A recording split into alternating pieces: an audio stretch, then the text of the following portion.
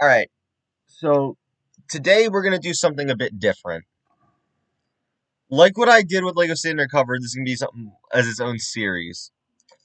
I'm playing some Sonic and All Stars Racing Transformed, but I also am gonna be listening to a podcast. So this is what I like to call an Xbox and chill. You play Xbox games and you listen to stuff on YouTube while you're playing. I want to test this out live. So one, all the gameplay footage is mute. We're just gonna be hearing the podcast. I really want to get into this. It's another Mafia one. This is John Elite, or however you say. This is the first ever sit down with two Mafia bosses, Anthony Alrola and Tommy Luisi. With John Alite, which I can't pronounce. But this was recorded on October 20th, 2020. I thought let's do some new stuff. All right, let's get into it. We're gonna play some Dragon Cup. And we're live. Another edition of the Johnny and Gene Show. I'm Felix Levine. Here We we have are. Gene, John, Anthony, Bobby, and Paulie as our guests today. Um, First time we've ever had two bosses on the show in studio, so this is new for us. So thank you guys for being here. Thank you. And before we get into it, I just want to remind the people listening out there to make sure that they subscribe to the YouTube channel, subscribe to our brand new Patreon channel. That's where we have all of our bonus content. Everything goes and gets posted there early. So make sure you check it out. The link is in the video, the description of the video. Gentlemen, thank you for being here today. I think it only do justice to let you guys introduce yourselves. We'll start with Anthony over here. A little bit about who you are for the people out there that aren't familiar with you. I'm Anthony from Springfield, Mass. I was raised there my whole life and pretty much got in a life of crime at a young age and graduated into getting into organized crime, bigger parts of it, and then eventually became the boss of my area, Connecticut and Mass, for the Genovese family. Bobby. Hi, I'm Bobby Luisi. I'm from Boston. Look into the camera. And I was a boss up in Boston. I was a capo in the Philadelphia family, but I was born and raised in Boston in the North End in the Italian section. I grew up with gangsters my whole life. I I want to was test groomed something real by quick. them. Hold on. Let's try something new here because I want to try like rearrange the camera so we can see this. Um,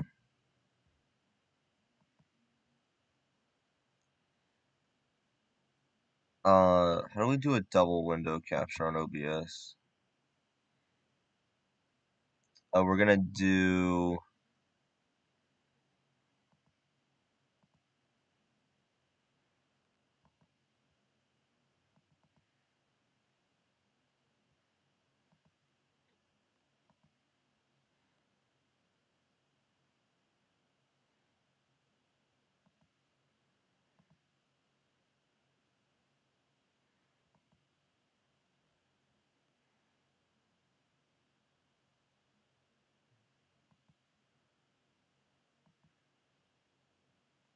Trying to fix something.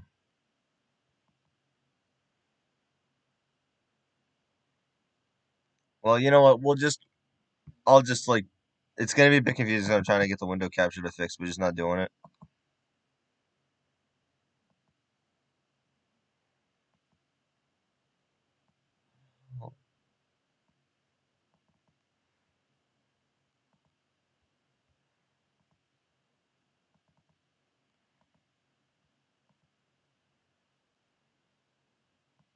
How do I? Before we start the race, I want to see how to double screen OBS. I need to look it up. How to double screen OBS stream.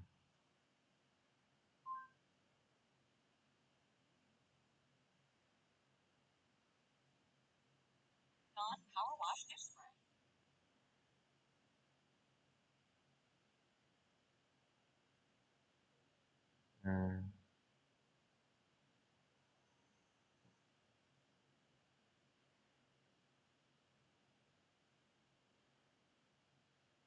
You know, we're just gonna leave it for right now. I want to fix the podcast up, but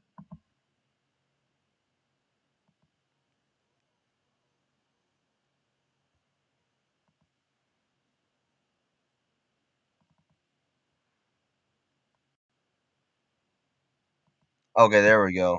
Um,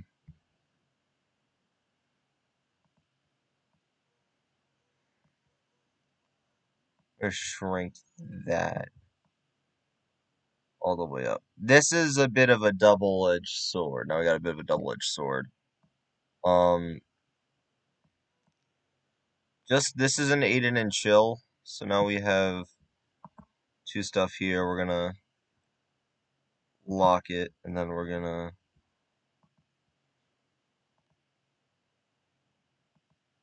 I was a proposed guy in the Patriarca family, and I had a falling out with them in the 90s. We had a war up there. You know, a lot of people were getting killed up there at the time, and I ended up hooking up with the Philadelphia family. And I went down to All right, Philly. I see how this became a goes. capo in their family, and I straightened my crew out in Boston. But everybody in Boston, we're all Boston guys, no Philly guys. I hooked up with Joey Molino and Giorgio Borghese in Philadelphia. Good guys, you know. And I was running everything up in Boston in the 90s. And I got picked up in 99. And since then, I became a Christian and a pastor and wrote a few books. And that's what I'm doing right now. Uh, that's kind of And pretty bit. much that's my story. That's kind of a bit too big. Hold on, I'm gonna try to fix it. Um, I'm gonna try to fix this window capture.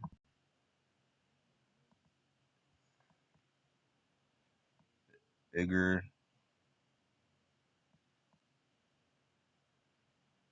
Just do like TSR style where it's just like here. Alright, and then we'll just start. Beautiful. And Polly, just for I'm Paul Tanzo, once convicted murderer, I guess the best way to say it. Luisi family loyalist, Yep. and last basically of the loyal soldiers. Yep. Bobby. Yeah. so I guess I'll start off. I mean, John, Gene, when did you guys first kind of connect or know of each other, hear about each other? I guess from the past life and also today. I'll let you take it away, John. Well, me and Anthony know each other from the 90s, actually. So we had communication through mutual friends the whole way through and stayed in touch with each other. With Bobby, we have also had mutual friends. We didn't have direct contact in street business, but we had mutual friends sending different messages and different things that went on over the years through streets, through crime. Now, for you, Anthony and Bobby, I mean, growing up, did you guys know that this was the life that you were going to go? I mean, was it, inevitable that you would one day end up working in organized crime? I mean, for me, we always grew up with a mafia presence in our area. Back in the 70s and 80s, people don't understand that what the mafia was. It was a second form of government. It was bigger than life. If you told us, and I'm sure in your area growing up, we could meet the president or senator or a big time business owner or a mafia boss, we would pick the mafia boss. It was just part of our life growing up. Mafia was spoken all of our households, and it was something that, it was mysterious. Our family would be like, I don't want you to be like them, but they would respect them. So it was kind of like it drew you to them. And then once you get old, you start getting older, you start realizing, you see them driving nice cars, dressed nice, getting respect. So it's kind of, it draws you in. It's kind of like you want to be part of this mysterious secret society. You want to know more about it. And then I guess growing up, you grow up. We're wild. We're wise guys. Just wild kids growing up. So that kind of gravitates towards the mafia life. And they look for that. They look for young kids that are that are wild and like trouble. And we hung around a little gang of us, and we went out and kind of like terrorized the city as young kids. Always fighting They different leveled up. groups as young kids, and They they look. older kids too. Yeah, and they look at us and they see, these kids are, and they kind of like they start grooming us towards that type of life.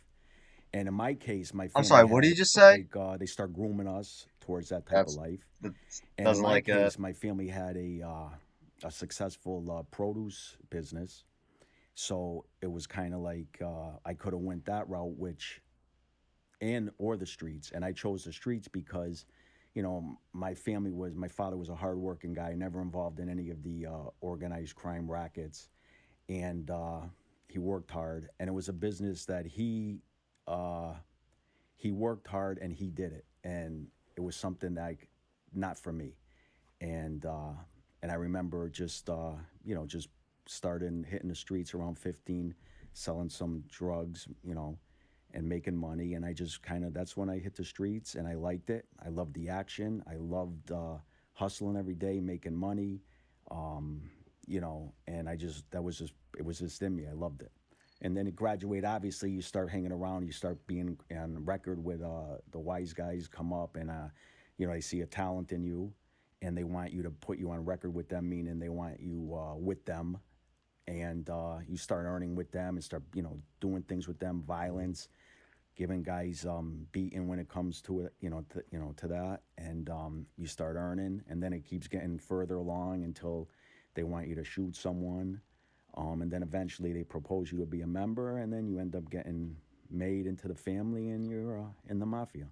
Now, this idea of grooming, I think you said, and you Exactly. guys have probably all experienced it at some point. What is it like to be kind of groomed into the mafia as a young kid?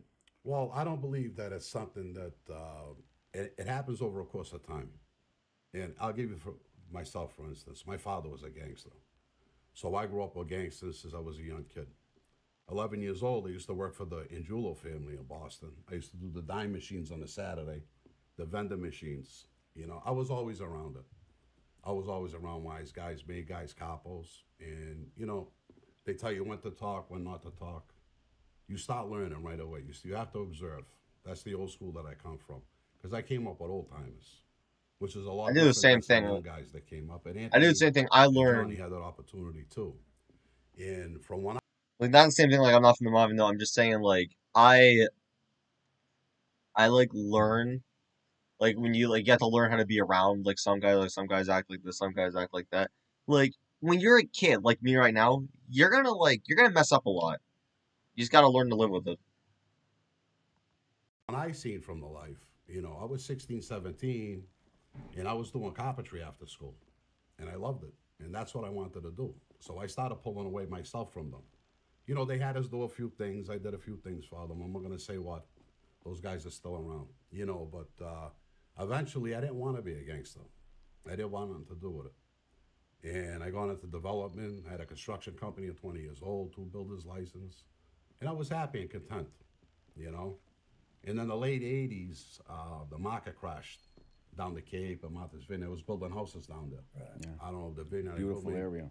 Yeah, 50, 100 homes down there. Making money. Then one day I got up, I didn't have a job. 2 kids, go back to Boston. The only other thing I knew to do was put a gun on. So around 1990, I got back into it. And there was a war that broke out. So I had to slide into that, you know. It's sad in this life because, you know, it's glorified. It's something to grow up with these guys.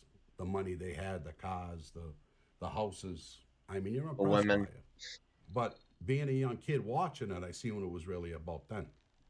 You understand? So I wasn't too crazy about it. But when I came back and I had no money and I had to get back on my feet, I put the gun on my back and I went out, you know, and I just started doing what I had to do. And that's what happens in our life. And luckily, like I said, I was around them, kind of groomed when I was younger, if that's what they were doing with me, you know. And you learn. That's part of it. You know, you have to be groomed. And for you two, I mean, did you guys have a grooming process as well, if you will? Same thing as him. I grew up around it my whole life. I was born into it pretty much, you know, so it's around you your whole life, you know. I picked up where they left off pretty much, you know. I took people's places basically. I was doing the things I was doing, you know. What do the higher ups tell you?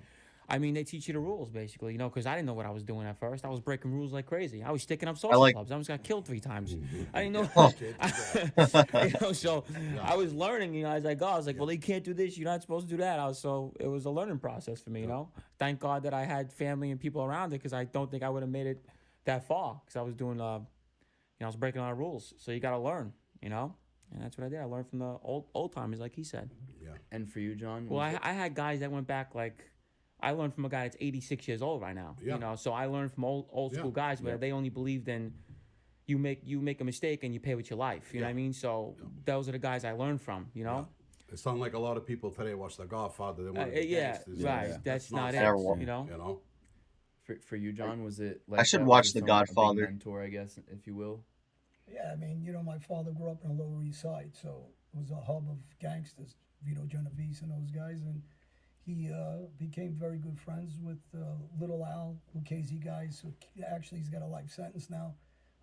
Killer, Oh, that- good-looking Jack. These are Lucchese guys in Jersey, and then on the New York side, and Jersey also Blackie, Luciano. So these are famous guys in the mob world that since I'm 5 years old, and then I was around his uncle, Fat Andy Luciano, with Murder Inc. So these are the guys that when most kids are going to preschool and kindergarten, that's I guess all of us in the same situation. That's kind of our kindergarten. We just learn the way of the street from proper gangsters, serious gangsters, and you learn the rules, the code, and the life itself. And as you're getting older, you develop and you're stepping right into a pair of shoes that fit perfectly because obviously you were groomed for it. Yep.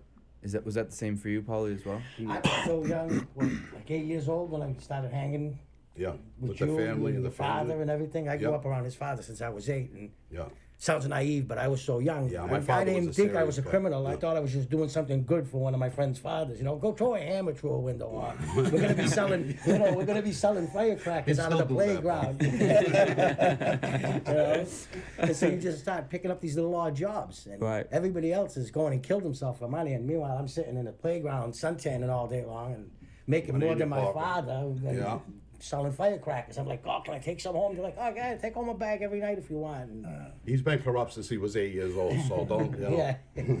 Now, we all have. Yeah. Bob, you said something interesting earlier about after the market crashed and Yeah. you didn't have a job. Yeah. Did you ever think twice about going back into it? No, I didn't. I grew up in it. I had the name already from my father, so it was easy for me to slide in there. I had the respect from all the main guys there. How's that work though? When you kind of get back into it, like who are you talking to? What are the Oh, God, conversations like? speed. Well, basically, we're our own men. Do you understand? I didn't ask permission from anybody. I did hook up with who I had to hook up with. I mean, that's respect. That's how we grew up. Always someone over us, but I just went out and did what I had to do. I wanted to earn. I had card clubs. We were selling drugs. We were doing it, extorting, loan sharking. Had a big loan shark business. The best. I built up right away. It didn't take me long. I hit $1 million and boom, I was livening up the streets with the money. You got to remember they're Boston guys, and not because they're sitting here. Yeah. But any joint you go to, anybody is from any joint, they know the Boston guys are gritty. They fight. Yeah. And it's in their blood to be tough, honestly, more so than any other area I've ever seen. Where these guys happen to grow up, there's a lot of tough guys that we talked about earlier. Yep. Streety kids, the Shays, and Especially the Irish yeah, guys. the Irish, Yeah. they fight. And Great people. They're tough guys, Yeah. man. A lot of my crew was Irish. Yeah. Yeah. Because I know. we gotta work together, Yeah, John.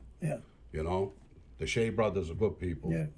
Now I know. wanted to, Anthony, what was your mentor coming up? Who schooled you on the gangster life, basically? It wasn't really school, but the guy I looked up to and that I was around at first was Bruno. Okay. Yeah. So he was like, He's the one Pretty that showed much. you the ropes. 'Cause you not gotta really learn the he way, showed you me know the what I'm saying? ropes, but he was someone I looked up to. And I mean, I think it's in you or it's not in you. When you start hitting the streets, you figure it out quick. And if it's drugs, I mean, you start selling drugs and you figure out how the game works. Same thing with running numbers, sports gambling, loan sharking. Is that why we sold so much drugs, me and you? Yeah, a lot of marijuana. Yeah. All right. And so I think it wasn't like you just know what the crimes are and you get involved and, Well, you take pointers from him. And Like, a lot of people don't know you like I know you. You had one of the most violent crews for the Genovese family. Yeah. A lot of guys don't know that. Yeah, 'cause we they had know a the vicious crew. The Genovese family in New York ain't really violent. Yeah. But you had a really, really violent crew. Yeah, we had a violent crew. We actually did a couple of things down in beatings and, shootings and they had a lot more in plan, but we kept getting arrested at the time. So Right. it was always, but they liked us coming down there. Right. You were handling a lot of the work for them, right? Yeah. Especially in our area. Right. Will you guys talk about talking about the differences with the Boston crews? The biggest difference between New York mob and Boston mob, similarities, differences.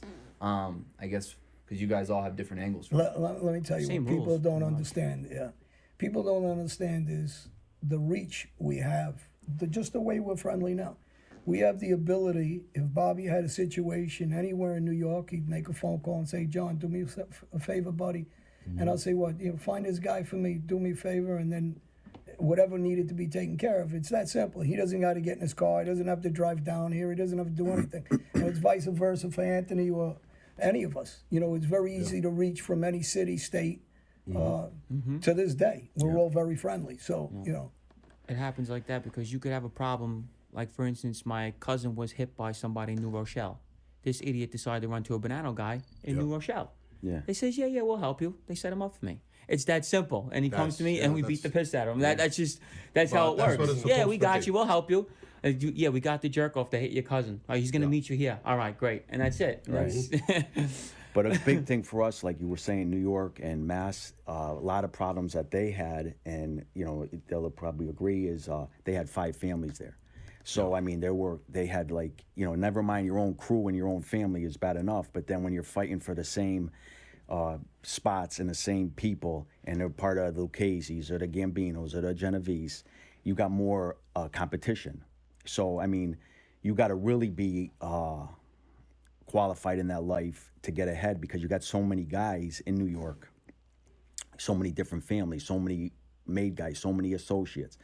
Now, when you come to Mass, you really only have one family, which is the Patriarchas in Boston, and our area, which is Central Mass and Western Mass, all the way into Albany. And we shared kind of with the Patriarchas, Connecticut, but when they got arrested in the 90s, we pretty much took that whole area over. Bobby, with his crew that he came up, he started coming back into the area, but we were friends, so we would have got along great. We would have worked hand in we hand. were together a lot, man. But there was no competition amongst us, so it was like everything we made, it was a funnel that was coming into one family. So it was just a lot more money, and with no competition. And if somebody did come in, another family, we never had any beefs with anybody because we controlled everything. And I think that's a big part of it, that we got lucky that there wasn't other families to fight with and wars going on and who's fighting over spots and bars and who's this guy with. And like I said, when Bobby came up, he kind of like was doing that, but we got along great, so it didn't affect anything. Now, will you talk for people out there who have no idea, how do you guys kind of progress into the higher ups to become, bosses and take over more control and have higher status? Will you talk about your process? So for me, it's still like, I know today they don't have to kill anybody to get made. In my case, I did. And so that's how you get your initial button, you want to call it, or straightened out. So once you get your straightened out, in my area, like I said, we're the Genovese family. So I had the biggest crew, the most violent crew, all the big top money earners.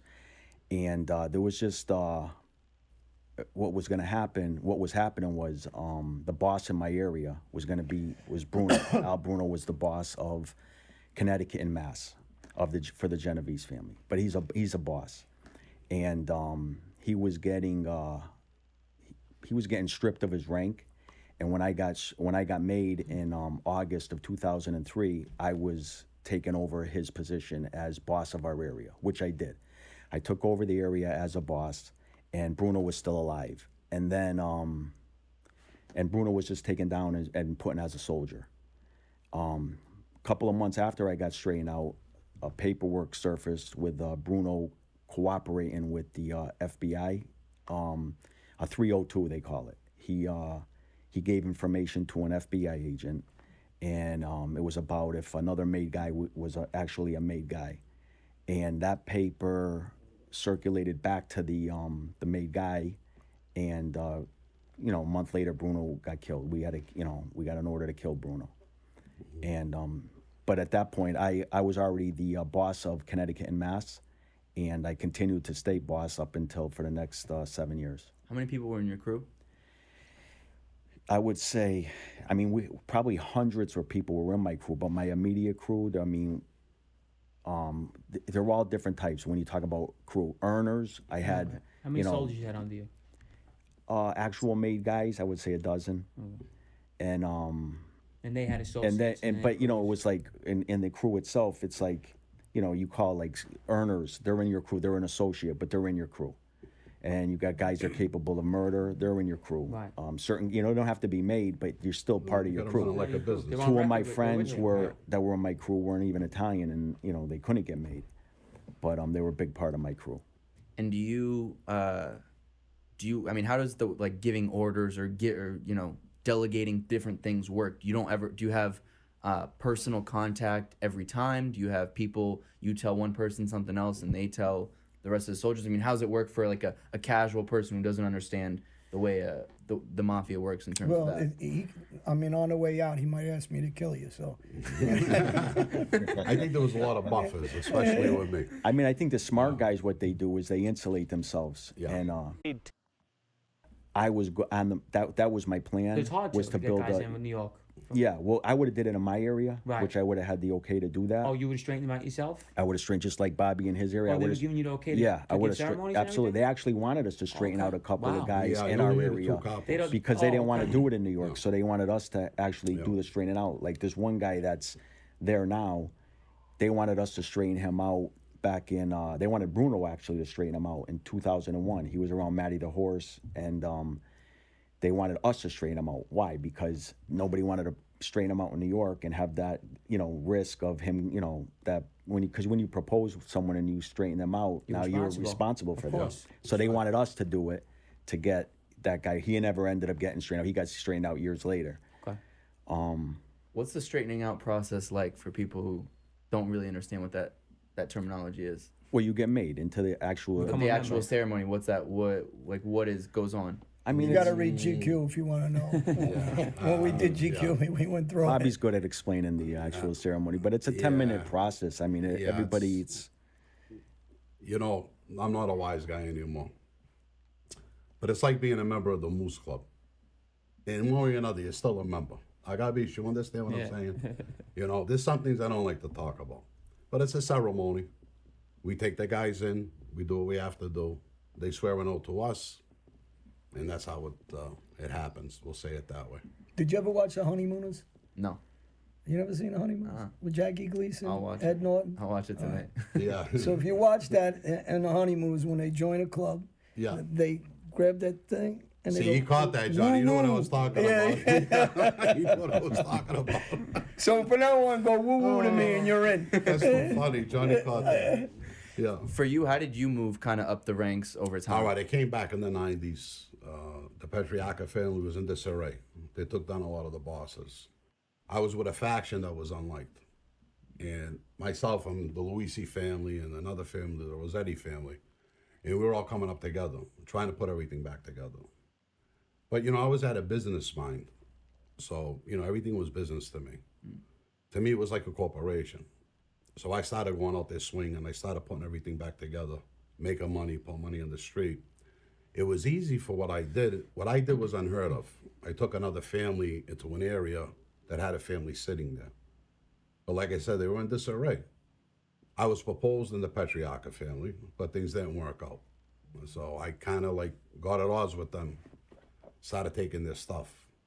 So I reached out to New York to come in maybe as a captain and straighten my crew out.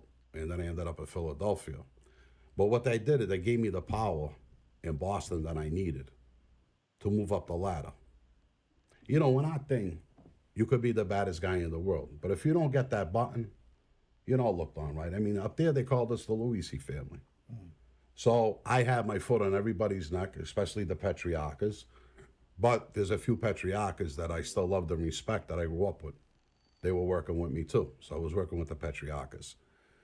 As I was gaining a power and putting everything back together, I'm the type of guy plant flags. And I'll tell you what that means.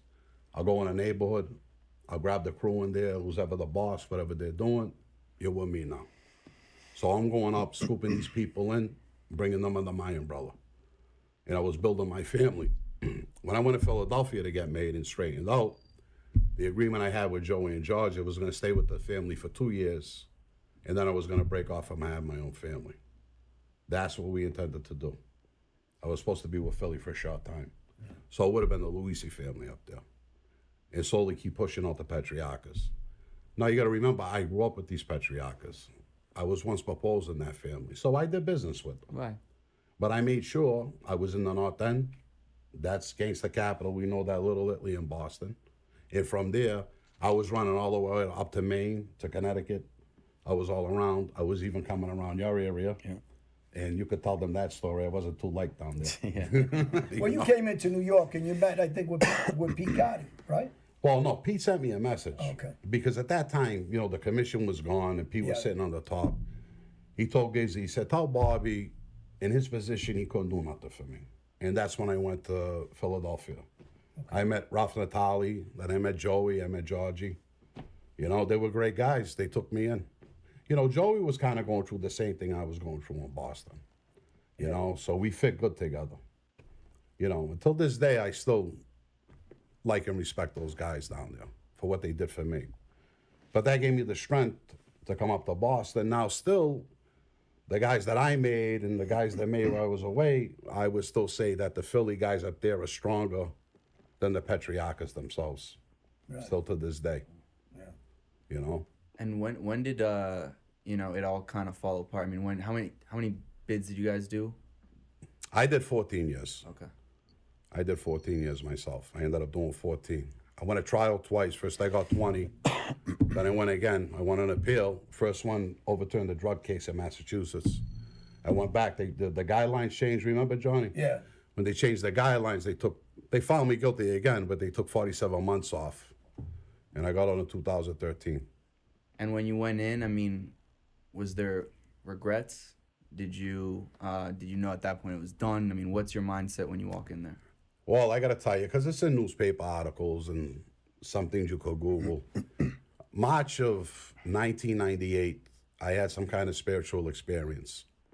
You know, I seen guys that I had killed and different things, and it was something. I don't want to get into it. It's too deep, you know. And that night I took Christ. So now I'm going to church. I'm trying to run my crew, and I'm trying to do the right thing with my crew. I felt obligated to. But honestly, at that time, I was just about done. And when that happened, I wasn't forceful anymore. I wasn't chasing down my money. I didn't want to sell drugs anymore. I didn't want to do anything like that. You know, in a way, it was a blessing that I got picked up, to be honest with you. So I got picked up in June of '99. Yeah, I was sneaking to church with a bodyguard with guns in our backs, and I was going to church every Sunday. My mother had opened a church, non-denominational church. But you guys were very violent. I mean, for the people that don't know, you guys were violent. Yeah, we were violent, and I think that's why that thing happened to Yeah. me. I mean, I was evil. I was rotten. I didn't care about nothing but myself. I cared about my crew, my family, and my kids, but everybody else, it didn't matter. Life at that didn't matter to me. I mean, that's how you get a callus over your heart. Johnny and Anthony know this. You got to whack a guy. This is what you got to do. This is our life. But it's all a lie. What kind of life is this to live like this? Well, that's the message, never Bobby. ends. I mean, Yeah. really, the bottom line, you know, and this is the first time ever that all of us sat like this. I don't Yeah. think anybody's ever done this before. We're doing right now with Gene and all this. Yeah. So I think, and the message back to what we are, well, you know what my message is to these Yeah. kids. Yeah, absolutely. That, you know, if you sat at this table and they ever added up all the homicides, Yep. the beatings, robberies, stabbings, Oh. you're talking about hundreds and hundreds between us right here. Yeah. So and the message is the same, and he just said, and Anthony said is it's for the kids, man. It's just not a right life, and you know, and really that's what we're trying to get at. See, the problem we all had is like we were telling you, we all grew up in this. This is what we know. This is what he knew. We didn't know no better. We did all these things in ignorance. Who wants to join? Then you got to go clip somebody. No, we didn't sign up to be murderers. This is not what we wanted to do, but this is the life that we were in. What are we going to do? They call you up, crack that guy, go do this, go. What are you going to do? You got to go. And it could be your friends. That's the messed Yeah. up part. Exactly. It happened to me a bunch of times. Exactly. Kill your own friend. And Believe me, I know plenty of my friends wanted to clip me. And the part is, You know. it turns in the same thing we didn't want to do. We start giving orders to do, Exactly. and we're telling guys the same way. It just goes back into that cycle. Now we're telling guys and sending guys out to do what we did. Yeah. And you know, It's just a vicious circle that it just keeps going round. It's and an round. endless loop. What do you wish? What do you wish you would have told yourself that you now know? To Avoid the young- Mayo Kim. young Bobby. Well, you know, I have some regrets, but not all. You know, I get this asked a lot about guys that got killed and friends that got killed, and my answer is I'm sitting here talking with you. So that's the most important thing. I don't have too many regrets. My biggest regret in life was selling drugs. I lost my daughter in December to drugs, you know. Oh, Sorry to hear that. Yeah, that's, you know, that's my biggest regret that I did that, you know. But listen, we all did it. We did it in ignorance. How's a guy like me, after losing everything, how am I going to be a millionaire? How am I going to have all this money? How am I going to have this power? See, the problem with us, more than money, is ego and power. Right. You get on the power trip, you can't help it. You know, it's something when you pull up to a nightclub and 5 guys want to come and park your car, doors swing open, you cut in front of lines. You're like a movie star. You know, you fall into it. It's a trap, but it's all a lie. This whole life, this whole illusion, it's just an illusion. And I realized that. And I realized it that night, and then I accepted Christ. And, you know, when you see your sins in front of you, you know, it's kind of tough. It's kind of tough. You know you did the wrong things.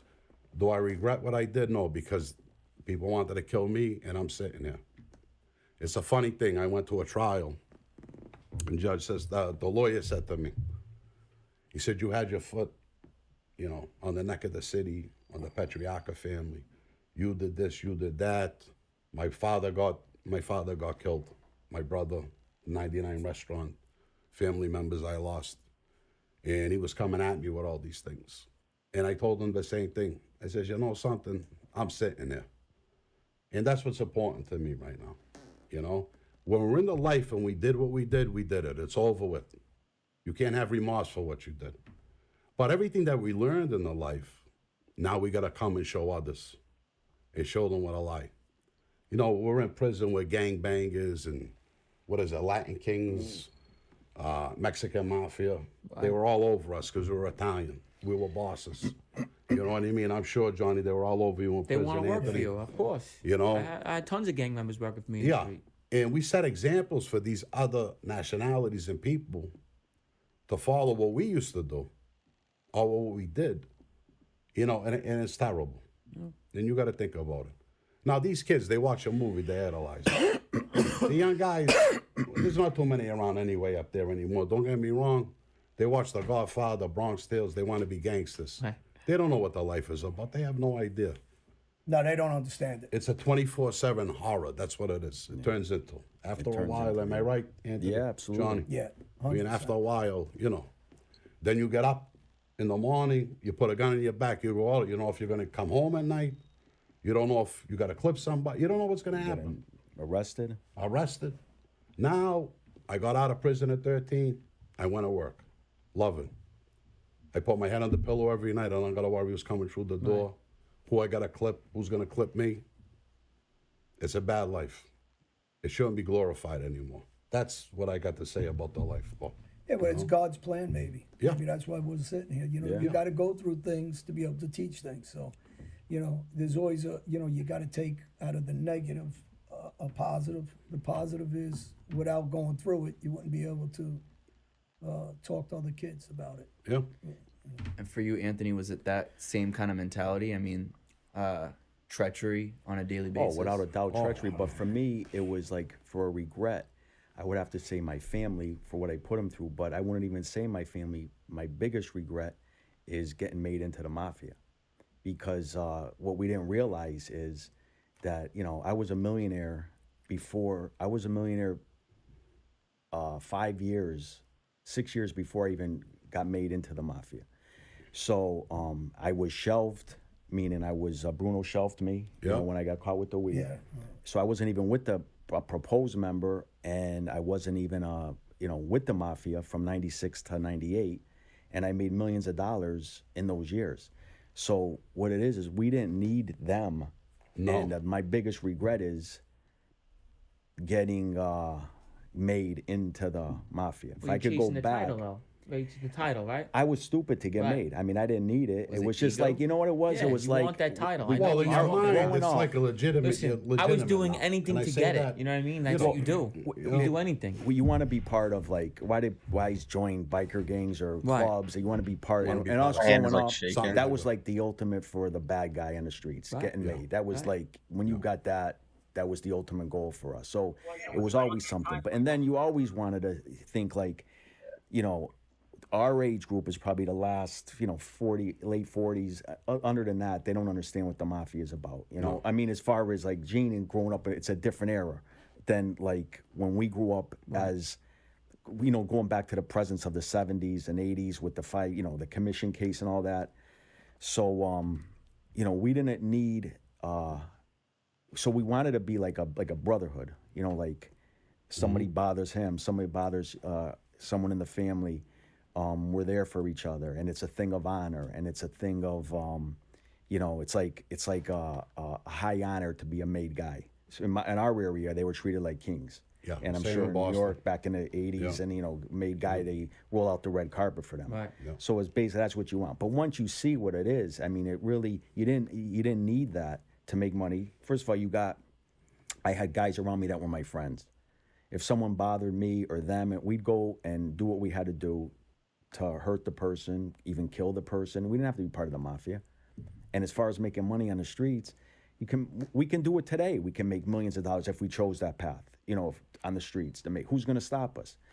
The only path we choose now is to do it legitimately, make the millions of dollars legitimate in, construction, bars, restaurants, whatever that it is, to make it legitimately. And that's- So you didn't need the mafia. So it's like my biggest regret is that I even joined up with them, and And it changes everything for you. yeah, you got Because like orders. And not only that, you don't get the same time no more as you were if you weren't in the mafia, because You if get a you're bad just, boss. If you're just a regular guy selling drugs, you might get some time. When you start doing it for the organized crime, it becomes life. Yeah. They want you to flip on Yeah. your guy. This is what it becomes. It becomes a tactic. It's Yeah.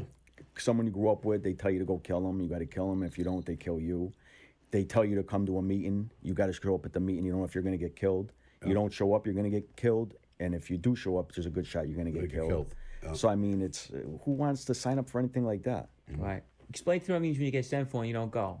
Yeah, You can't. If you're a made guy, if you're an associate, Even if you're not, you don't still really have to- Yeah, well, you still right, have right. to. Well, Yeah, you you could still just gotta go. right, Yeah. but when you're made Right. and you don't show up, it's like it's your death sentence back in it if you got a real crew you're with. Well, there's Louis DeBono. Yeah, he got killed. And that's Yeah. part of one of the And that's murders. Gotti Senior, me, we all He said that's why he copped killed it up. him. Yeah, Yeah. that was my message to when we had to kill him is because he wasn't showing up. And what he's saying from before is consequences of the life back then compared to today, a big difference when we were growing up. Of course. The consequences, there was a lot of, obviously a lot of murders back when we were being raised in this life. And we didn't need it. Me and Anthony used to talk about, we're making a ton of money. What do we need? We have each other, all of us right here. Yeah. We didn't need anybody because we are the guys, that are actually making the money and doing the work. So, Well, but, see, We That's were what- making, yeah. excuse me one I'm second, but sorry, we were go making millions of dollars in the marijuana business. And I did a lot of business with Johnny in the early 90s, mid 90s. And they consider that like it's legal. They legalized marijuana. I mean, these guys in my area, they were like, it's narcotics. They wanted to kill me because I got caught with 40 Right. pounds of weed in my house. I got raided and they found 40 pounds of weed with some ammunition. Bruno was looking to have me killed because I got caught with marijuana. Today, you can go into a store and buy it. Right. So, it's like, ridiculous. like these crimes that we commit, the biggest regret is like getting. Depending on and where the you second live. thing is if you don't, the violence. There's no reason to hurt anybody for anything. And if you don't hurt anybody and you do the crimes that we did, the crimes that we did are all, they're not unethical crimes. I mean, you can go to Vegas and bet sports gambling. It's legal. But we do it I explained this. and I know, it's I said it, yep. we can set up a place offshore and do the same thing Vegas is doing. And if we don't hurt anybody, what's unethical about it? The only thing is we're not paying taxes, but that's the only crime that's committed. It's not like selling marijuana; it's legal. Loaning money to people. They have that. Banks loan money and to people every day. We loan it to them, but the violence, as long as you don't hurt anybody, It's not really unethical crime. Well, that's the excuse they use. Well, Right, we 'cause charge right, a little right, more but interest than a bank does. and if they want to put us in prison, This is their Just a beef. little bit.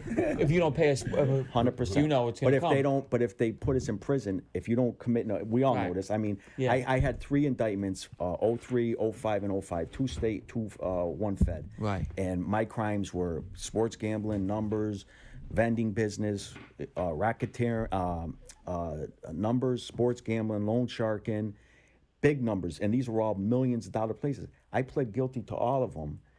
I got 3 years in the state, 3.5 years in the state, and I got 2.5 concurrent with the feds because there was no violence on the case. Right. That's the So when problem. and course. that's 3 cases, and I was a guy that they wanted really bad, and I still only got 3.5 years.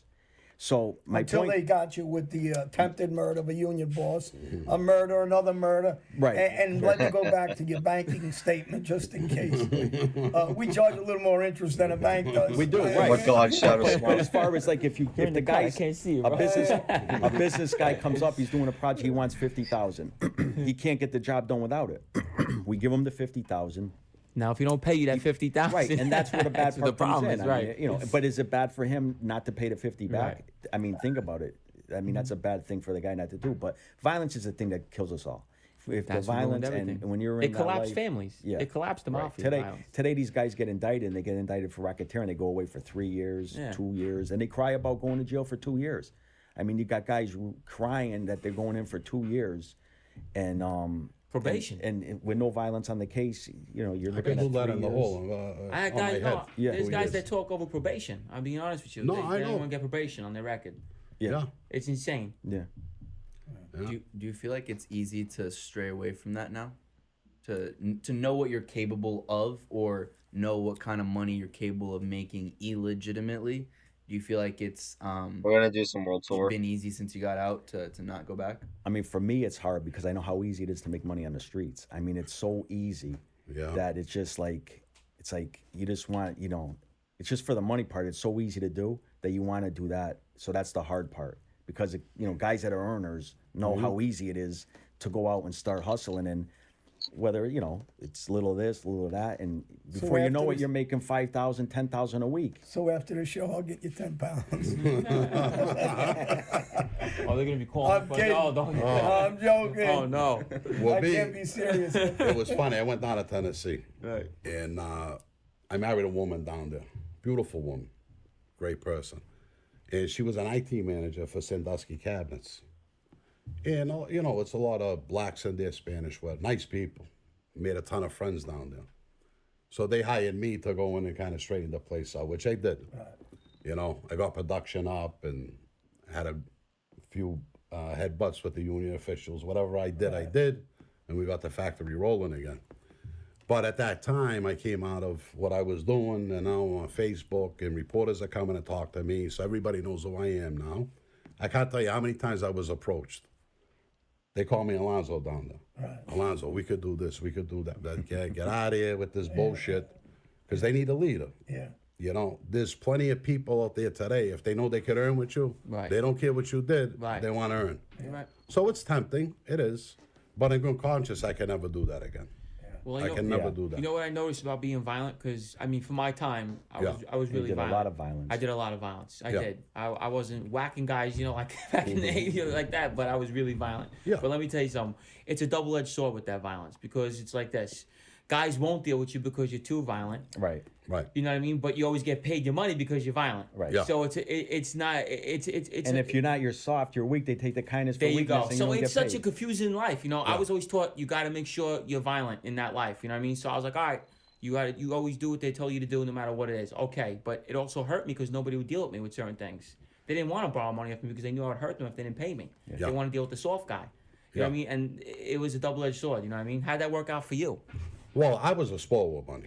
You know, Right. I had all the money up there. Bookmakers, who needs 80,000, who needs 50,000. Right. Well, I dealt with a very big loan shark. Yeah. You. Yeah. I had a guy who was giving me $2,400 a week for 2 years. Actually, it was through one of my guys. Because if you're a main guy in my crew, I gave it to you for a point. You have to. It's You a know? protocol. Yeah, I mean, that's proto. That's Yeah. what we do. I got 2-point guys, whatever. Right. You know?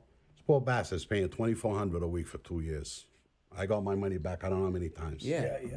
So when the pig that he was working with, because he ended up ratting on me, goes to prison, He comes to me. I knock him down to 800 a week. Right. Then I meet him again. He's doing bad with his book. What am I gonna do? I said, all right, it's on the shelf. 80,000.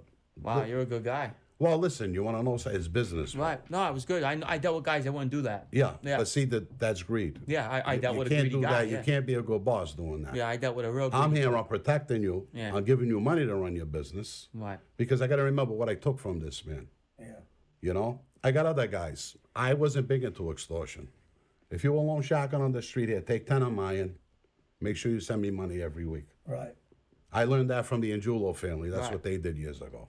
If you were a bookmaker, I'd rather you work with me. Right. If you were a drug dealer and I found out, you had to be with me. You understand? That's how I did business. Right. And it worked all good for me. I made millions. You guys were making big money. You know, so it's not that you got to be hard with them all the time. Well, you know, I always get ridiculed because I was a big armed robber. I did a lot of armed robberies. That's how you came up in the old school days, right? That was heists. I always get called a thug, a low, you know, all this stuff. Isn't that part of the game? I was taught. I wasn't into robbing that. bad guys. I wasn't. Right? Yeah. Robbing bad guys. Yeah. That's what I'm saying. You're robbing Yeah, other crime yeah. guys. You're doing heists. There's nothing wrong with that in the life. Because I only did a few things, but that wasn't my. You know, everybody's different. Everybody does their own thing. Right. Like this guy in the corner was a bad guy, and we know why they called him. You understand? But this guy did what he wanted to do. Right. So he did what he had to do and take care of his own things. You, if I recall, you were a heist guy. I did a call. I did a Some call. I think we all did. In that life, you had to do it. Right, but that's what I thought. That always Yeah, comes with just, the territory, right? That's why Felix, every Right. time I tell you we do the shows, you gotta hurt him when he doesn't cut him. Right? If I did had a a lot of guy on white the collar street that was shying to do it, because I was like a half a snake. Right. You know, we weren't really working together. You know, I didn't go after everybody. I grew up with a lot of guys over there. But I count this any 50. You want to give it to me because you don't want a problem, and then I tell you to screw. That's how I would. But do I gotta it. ask you something, Bobby, because Yeah. you said you weren't into the robberies and heists. But there is one heist that I want to talk about. Which one? You guys had a major heist out in Boston. That Oh, the art heist? yes, tell us about that. The Garden Museum. Well, I'll tell you a story. That crew, we ended up together in like 93. They did that in 90. Right. So I had safe houses all over I the know a city. couple of those guys. That's what Yeah. I'm saying. Then I had a safe house in Walton, beautiful place. You know, I had to go miles. I used to go sneak up there, you know. So I'm sitting with Bobby Garante on the couch. Miles comes on TV. He says to me, I know where the artwork is. What? Yeah, I know where the artwork is. And I'm thinking, he said, can you do anything with it? Because now we're in New York, we're in Philly. He thinks we're going to move this shit. I said, Unc, that's what we call Yeah, him. yeah, Unc. right. He used to run. He was some runner, by the way. He Yeah. can run. I said, Unc, listen, I can't move that. I can't move a pack of cigarettes. You want to move artwork? I said, I don't know. I what to can't do move with back this. as cigarettes. I let it go. But I wouldn't know where it was buried, where it was. But see, I'm not a pusher. If I send Anthony or Paulie to go do something, I don't ask for explanations when they come back. Did you take care of that? That's all I want to know. That's the type of guy I was. Yeah. Everybody was amazed that I didn't dive into that. Yeah. But what was I going to do with it, John? I mean, yeah. Anthony, what am I going Turn to it do? in and collect the 25 million reward. If I knew this at the time. That's what they want, 25 million. Meanwhile, I got reward every for that. organization Oh my looking God. at Yeah, me. it's worth like 25 600 million. million. Oh yeah, yeah, yeah, yeah. I did kick it. myself up the ass They every never day. found the guys that did it, never found the art. Well, Bobby Garante's dead.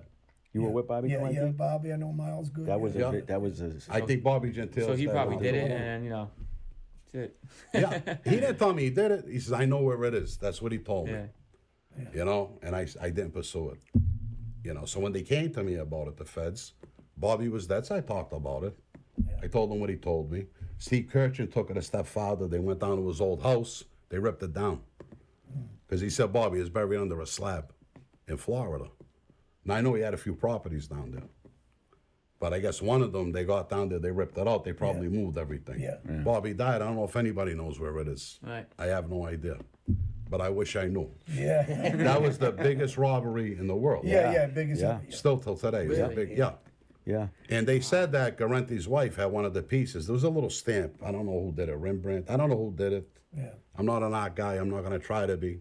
But I think the stamp was worth I don't know how many millions. Wow.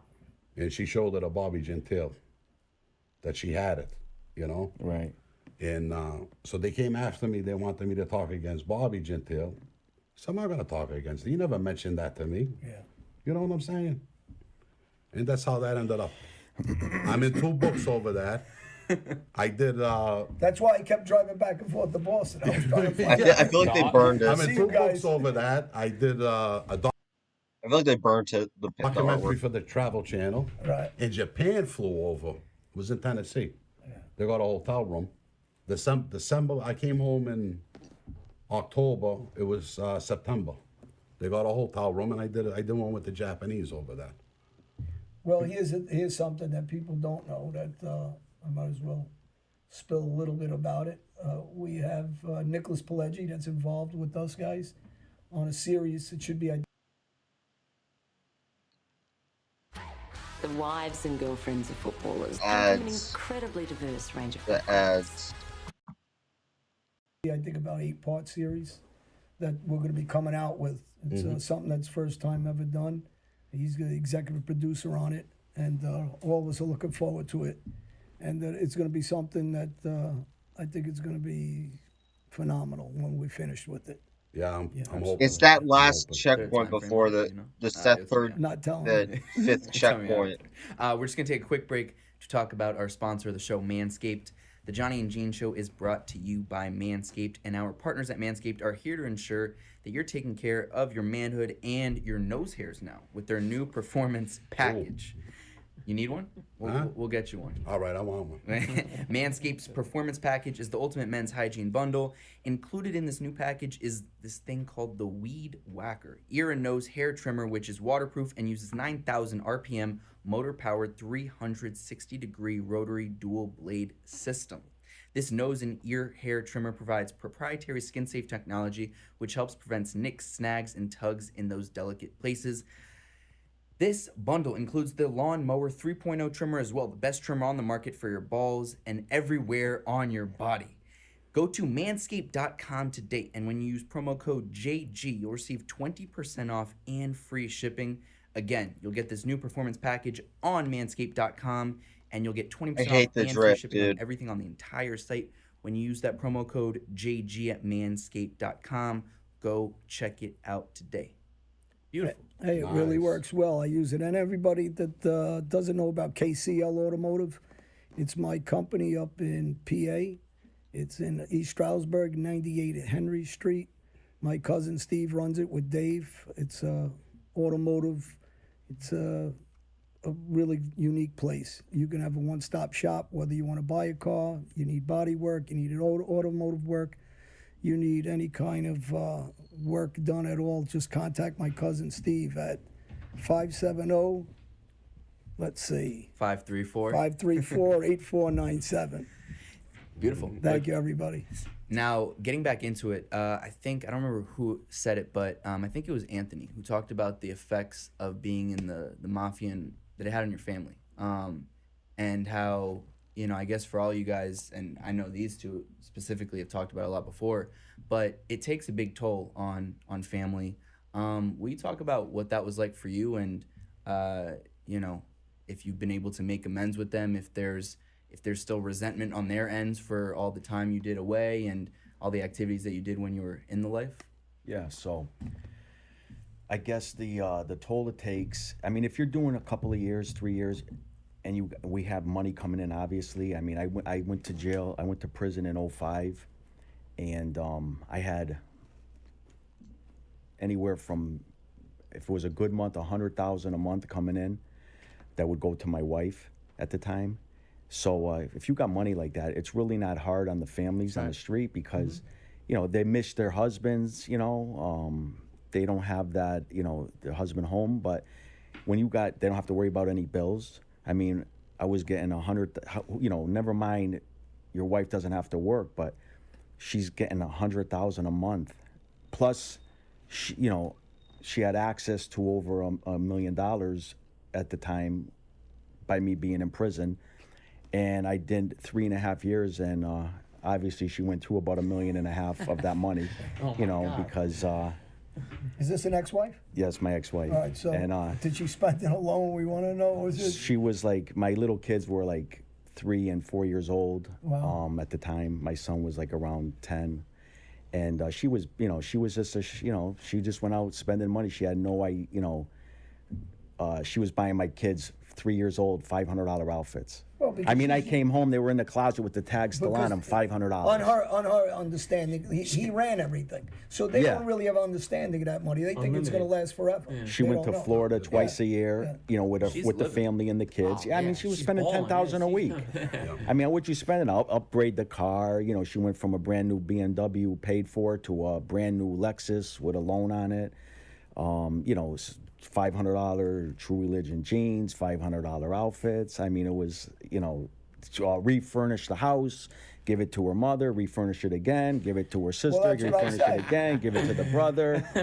Florida twice a year, taking the whole family with them. Hear I mean, what I it's asked just, him? it adds up. You guys got to marry into the mob. Yeah, People what out- no, that's why I asked him. Is she's spending it alone? But you see- because you're spending on your whole family. That's what you're doing. And you know, it adds up. And anyway, so if you got the money, it's not really, and you're only going away for, I only did 3.5 years at the time.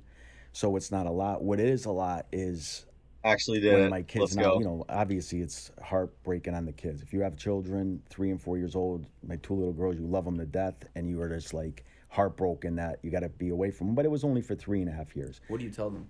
So at that point, I didn't tell them nothing. That I just went to work. Yeah, I had to go to work. They'd come visit me they in told my prison, Gabby.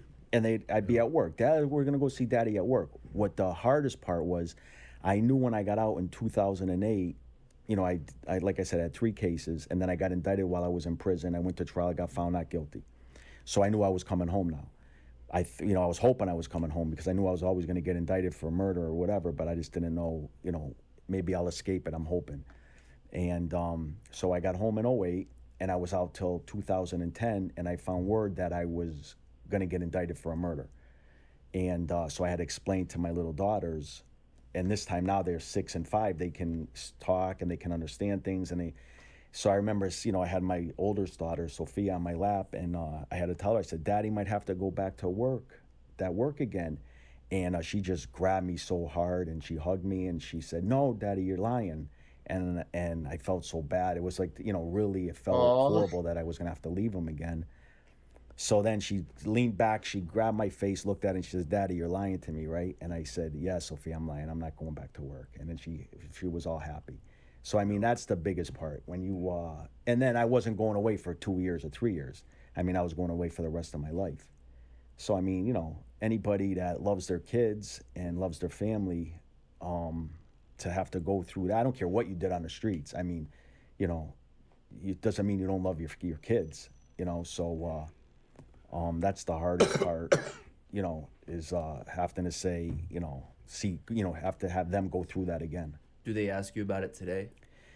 You know, right now the relationship is I'm trying to get it back together with them. I don't forget I was gone for 8.5 years. I mean, you know, everything came out in my trials, murders and everything. So I put them through a lot with that. So hopefully one day everything will be good. You did a lot of time, right? Total? Yeah, my whole life, yeah. And for you, Bobby? It was tough on my family. You know, I did, like I said, I did 14 years. You know, my Danielle was 16. My Robbie was 13. And the baby, I think, was 2 years old. And it was hard on all of them. You know, it was really hard on me. And like Anthony said, you got to try to build relationships back up again with them. I mean, I love my son. He was with me the other night. We were hanging out, you know. My daughter, I see her once in a while. We go take her for lunch, you know. But it's not like they grew up with me. You know, on the street, I was wild. I had all the safe houses. I had to do Omas. I used to go home on the weekend. My poor kids, you know. So they were used to me not being there. You know, and then I left them for 14 years. You know, financially, I didn't leave her the way I should have left her. I'll be honest with that. And my wife was beautiful. I married an Irish girl. You had to see this girl, you know. And I love my wife, but I was an animal. Not with her, but the way I lived. Yeah. Why? You know, I wasn't a good husband in that way. I don't know anybody who is that's in our life. No, I can't gave be, her everything that's I could, cars, clothes, houses, whatever I could give her, you know, but it was like buying her. You understand what I'm saying? As much as I loved her, I couldn't even show that love, you know? Like I said, you get that callus over your heart, and it affects everybody, you know? But my kids now, we're getting close. It's good. I'm with my son. I'm happy about that. You know, I love my kids. They love me. They understand now. But it's hard. Your father's gone. Yeah. You know, it was hard for them. And for you, Paulie? For me, it's I guess when they read your name in the newspaper, you know, you're on the front page, and all of a sudden, you know, your mother's just all her friends are talking. Yeah. And she's got to deal with all the repercussions of what they're saying and stuff like that. And the same thing for the children, because the kids are over their friends' houses and the parents are talking in front of the children, but then the children will go back and say something to their friends. Say, "Oh, we heard your father's this. We heard your father's that." And, Is there a feeling of shame? it wasn't so much shame. It was like I felt like I shamed my family more than I shamed myself. And like I said, it was worse. Like, you know, having to get up out of bed and you go look at your mother like, okay, you're in the newspaper again, you know. And I'm like, you said you weren't gonna do this. Why do you keep doing this? And No. Are you I don't kidding know if I me? knew why I was Come doing it. on. Probably Are you wouldn't, kidding me? but- Oh my God. Okay, you know, it's fine. It's fine. It's fine. It's fine. It was just a slight. It was that. Okay.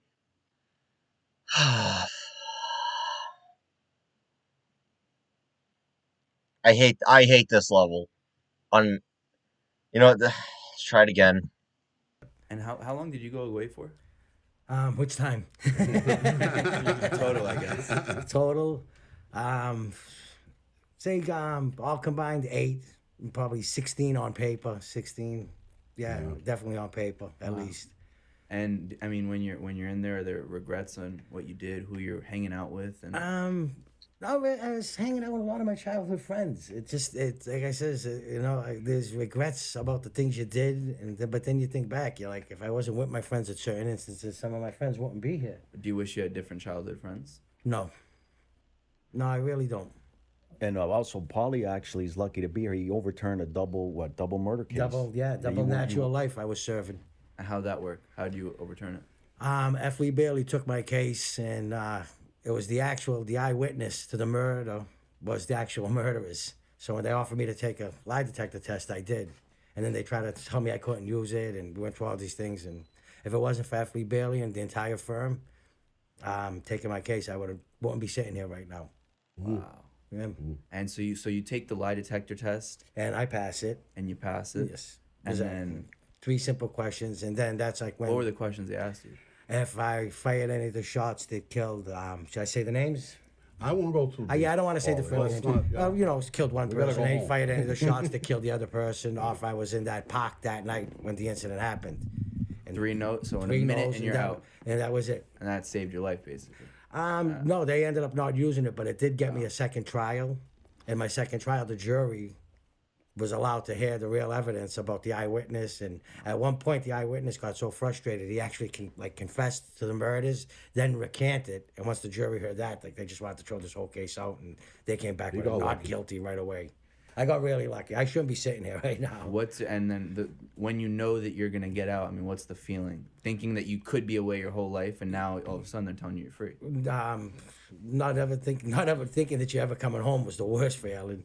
And then hearing that you might come home, you don't want to get your hopes up, because you're like, yeah, everybody here says that. You know, Right. You hear so many guys locked up say the same thing, like, I'm going to overturn my case this week, or I'm going in, and you get heartbroken. You're sitting with guys that have been doing 35 years, and you're sitting there and you're listening to them. And you get a chance. And You're coming out and doing the same things. Don't get into it.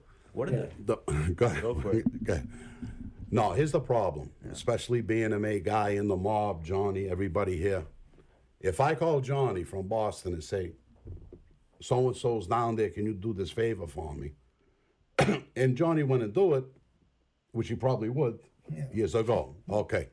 Now, what happens is, because I called and they say I gave the order, Johnny might get away with it and I might get the death penalty. I was with Pete Rose and the Bonanno family. Right. He told me one murder, who brought the guy, who drove the guy, who killed the guy, who buried the guy. 13 guys in New York got arrested over one murder. Yeah. And the problem with that, with the mob, is all the conspiracy. Well, they want the guy pointing, don't they usually? And that's what happened with me. Right. You know, and then what I was facing would have been a death penalty charge. Well, you had a guy, and I won't mention his name, and because I think he could get re-indicted again, but he nodded, and he was on video. Yeah. When a guy asked him, you want to hit a guy? and he looked at the camera, not knowing it was a camera. They nodded, gave the okay, Yep. and they pinched him for RICO and a murder. That's all they need. Yeah, never all talked, they never need. got caught on an audio. Yeah. Yeah. And my standing with the FBI isn't good. And this is why I'm careful what I say. I don't know if you all know my case, Right. but I fought them, you know. Not to change the subject, I wanted to ask you something from you to your point of view on this. The non-violent guy and the violent guy, the earner, the violence, whatever. A true gangster, we don't glorify this stuff no more. I'm just saying, when you were living that life, you never really respect the money guy like you respect the violent guy. Let's be honest. Yeah, I'm not trying to I'm just trying to, because people always ask me this question, why you do it. Explain to them that, because you come from bosses and violent. Explain why. Well, being a boss, this is how it works. Like I Right. said, it's a business. Even the old school was a business. Right. When you set a company up, not everybody's the secretary, right? Right. Not everybody drives the forklift. Everybody got their own job. Right. The way he See, I said it. respected everybody in the crew. Forklift, the fall. But to me, a bookmaker, a half-ass loan shark, they have civilians. Right. You never know? give them the same respect as the guy pulling the triggers and doing the work. Everybody gets a different respect for what they do. Right. You got to have bad guys, okay? You got to have tough guys, and you have to have earnest. And without the combination of that, it's not going to work. Right. When I made all my guys, they all did, you know. Work. Right. Not all of them, but most. They were involved in something. Right. You understand? They were my close crew, you know, because out of all my guys, I was probably the least of them. Well, because I was sitting back giving a lot of orders too. Right. I'm not going to lie. I'm not Al Capone. You Right. understand? But the thing is here, if I didn't have those guys around me, a lot of things wouldn't have got done. Avish? If I didn't have the earners, I wouldn't be making money. If I didn't have the tough guys, I got no one to come and break a head. Right. Everybody got their part to play. You don't send a tough guy to kill somebody. You don't send a bookmaker to kill somebody. Am I right? There's certain people that do certain things. Well, that's what makes certain guys, a big commodity in their life. And I'll use Anthony because we're friends, but also because he became a boss. But he had a different quality. He was like a Babe Ruth of baseball.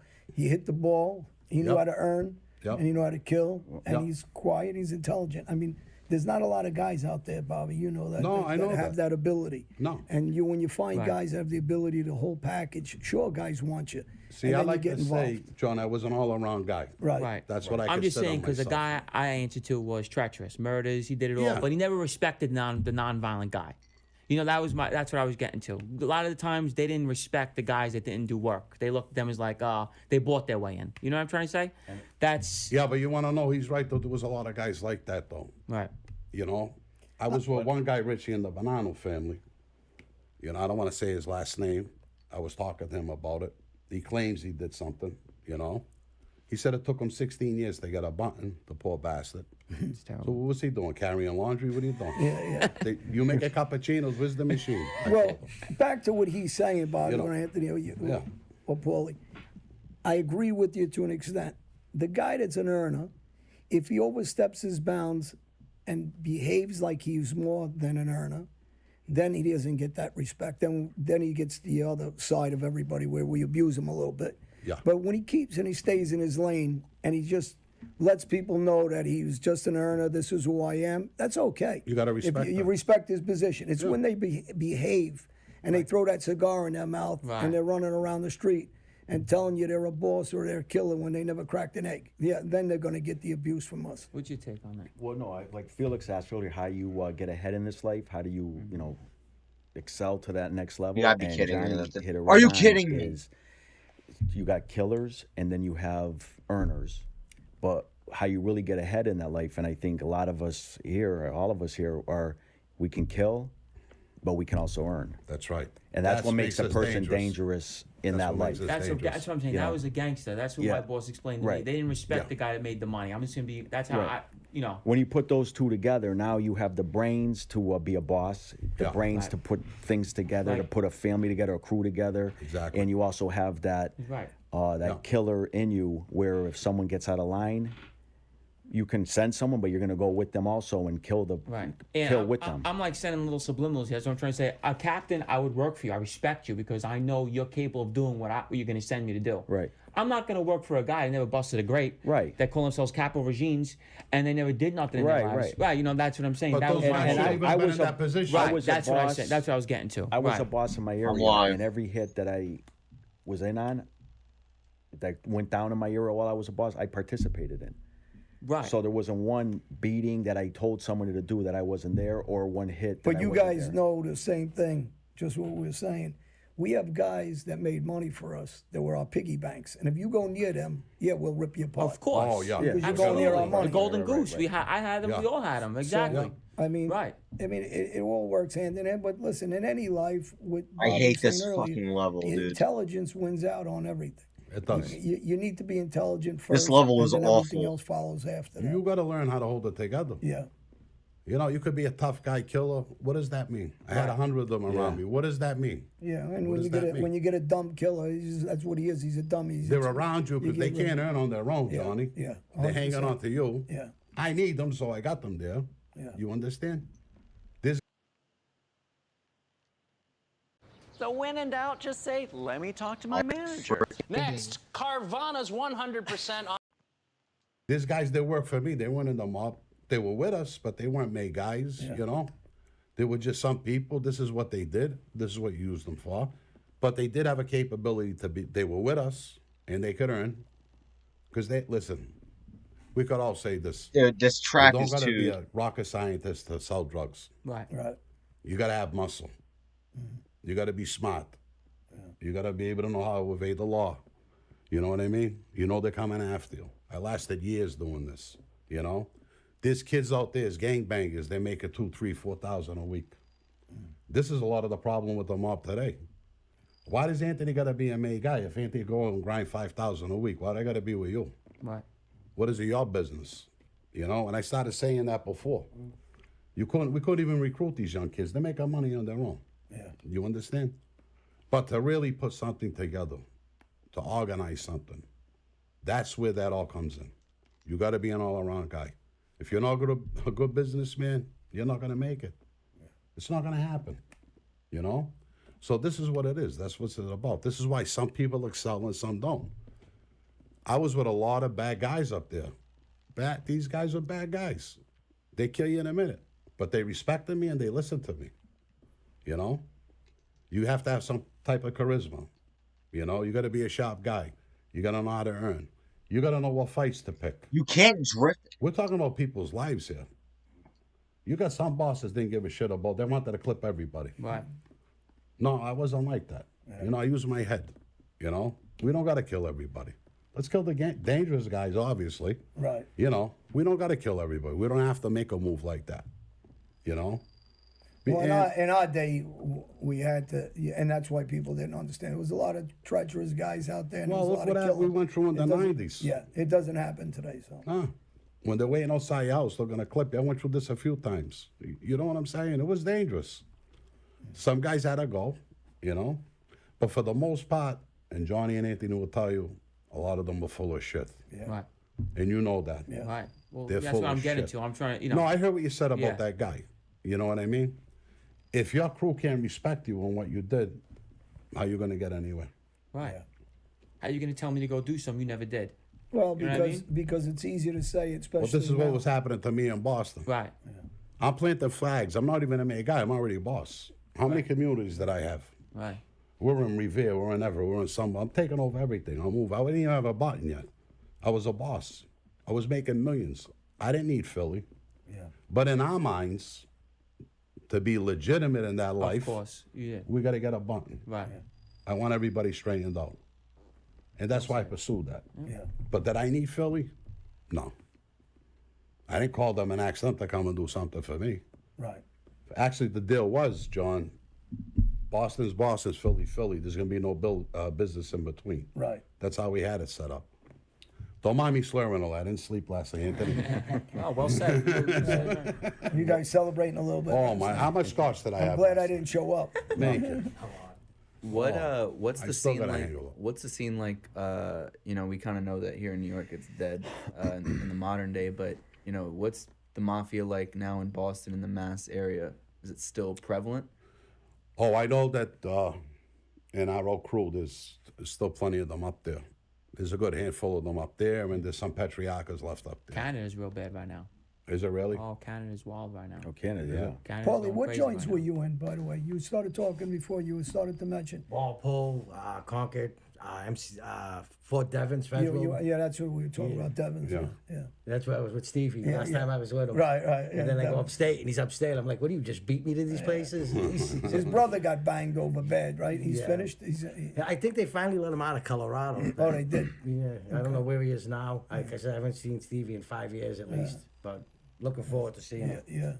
Now, how did like technology and cameras and all that really affect the way you guys did work over the years? I mean, Well, it didn't affect. It didn't- When I you went were away, I had a before. flip phone and a beep. but you were a little bit more once technology came 99, around, you were right? off the Yeah, game. that's Well, it. one yeah. way is He's modern day. He's more technology is Yeah. you don't have the phone guy no more for the sports. I mean, we He's used telling to me have, this. say you had 100. Are you kidding me? customers that were betting with you. You needed 3 phone guys, maybe even 4, to handle them right. And with that fuck comes, off, all dude. kinds of problems. That's and so Now there's unfair. this 1-800 number, Costa Rica. Not even online. And, You just go on. well, the I mean, you site still now. got to Yeah, have the yeah, site set yeah. up and ever. Yeah, they do it by points And, or something. you This game is eliminate the awful. phone Oh, guy. it's amazing how they do it now. I'm only doing you this still got to everything pay for for you. that. I didn't even but look into it. you eliminate Yeah. the. That's one way it helped out a lot is the elimination of the actual phone guy. Calling up the phone's busy. The lines you put out, the lines change so quick, and he puts out a wrong line, and these sharp guys come in and bet you, and they destroy you. They're robbing a point and a half, 2 points, and so it eliminated all that. That was a huge thing for sports gambling. Now, also just back to the question I asked before, compared to at your guys' prime, I mean, how much mafia crime activities are going on compared to when you guys were around? Well, now? I actually said when I got picked up, because they cut the head of the snake off, and my crew fell apart a little, but they're still there. It's never been as strong, I think, when I was there. Am I right? Yeah, I would agree. Yeah, I think so. Yeah, I don't think it's been as strong. And there's definitely no violence going on no more. No. Right. No I think they violence. kind of. I'm more modern day. I can tell you, they kind of eliminated murders Yeah, they're trying because to all do the that. heat. You know what I mean? Yeah. They ordered me to kill somebody in 06, and that's the last time I can say the banana. I wish they did it. I- 03, Yeah. they started. That's like they really stopped. They really stopped all that violence right now. Guys got Well, they're half these guys smart. getting strained out right now. You would laugh. They haven't even threw a punch. Never been in a fist fight. Yeah. And I'm a guy. You're a guy. You never been in a fight. Right, I don't even think I don't even think it's that so much the violent end of it. I don't think they understand the life. No, I think they these don't. guys don't They understand. watch a movie. Yeah, they watch a movie. They really don't They get have it. no idea. They I don't mean, understand the interaction between crews. They don't understand the respect of it. It's lucky that I was groomed by who I was groomed by. Yeah. I paid attention to whom I was with when I was a kid. Right. And I knew better. A lot of these kids, they're jumping up, they're racing, they want to do this and that. I come from old school observation. Right. Sit back, watch, see what's going on. Well, the way they talk to each other now, guys are straightened out. They talk to each other where back in our day, if you ever did that, you're getting clipped for that. Yeah. So they don't even, from some of the stuff you were telling Oh, me, they my don't even have God. the understanding of the respect They of have this. they have guys that want to let them know that they're made guys, so they would actually go to guys and be like, oh well, I can't be near you, I might be on your list. I remember my guy looked at a guy and goes, are you trying to tell me you're straightened out right now? Get the fuck away from me, like. That's He was what they're dying doing. to say that I was a made guy, you know what I Yeah, mean? So he's yeah, going, yeah. oh, I might be on your list. He's going, get away from me, bro. Like, come on, you're trying to tell me you're a guy? All right, great. You know what I mean? That's how bad it's getting. That's what it is. Bobby was telling a good story the other night about a guy who walked around staring at his finger for the next couple of days. I'm not going to say his name. No, that's what I did. We had a few different ceremonies, and one of the guys, I swear to God, we leave the thing, he's staring at his finger. He got Yeah, pricked. you pricked. For people that don't know, And if you get pricked, it's obviously that you're getting straightened out of the ceremony. So I'm walking down the street. I said, what the hell are you doing? He's like this. He's staring at his finger. I said, this kid is out of his mind. He's a great kid, big earner. Right. He's a good kid, but these are the things that we go through. He wanted to let people know, basically. No, it was him. He was just amazed that he got the thing. They pricked it. We pricked his finger, and the That's it. Now he's in. He couldn't believe it. He's staring at his finger. I don't want to say half I said on the show. I don't want to, my mother might be watching. Well, this. I want to Hi, say Ma. you come from it's all the real mafia, but the Genovese family is it's still ran Still very intact, well. yeah. And do you have any like look over your shoulder? Do you care? Like, what's your situation? I know, No, my concern now is just making money, Right. legitimate money, and living good, which I'm doing. Well, I can't believe I missed that. Here's the thing. They know I was just. I'm up saying there my family, the Colombo family, don't exist. These guys Yeah. are all wiped out. Your family's still the Oh mafia. yeah, You know what I mean? And that's So it's why like- they're there, because they're they're more, the bosses are all insulated. Right. They're not out doing they're an organized crime family. I mean, they're still involved with unions and huge in construction, and they're still got big in garbage.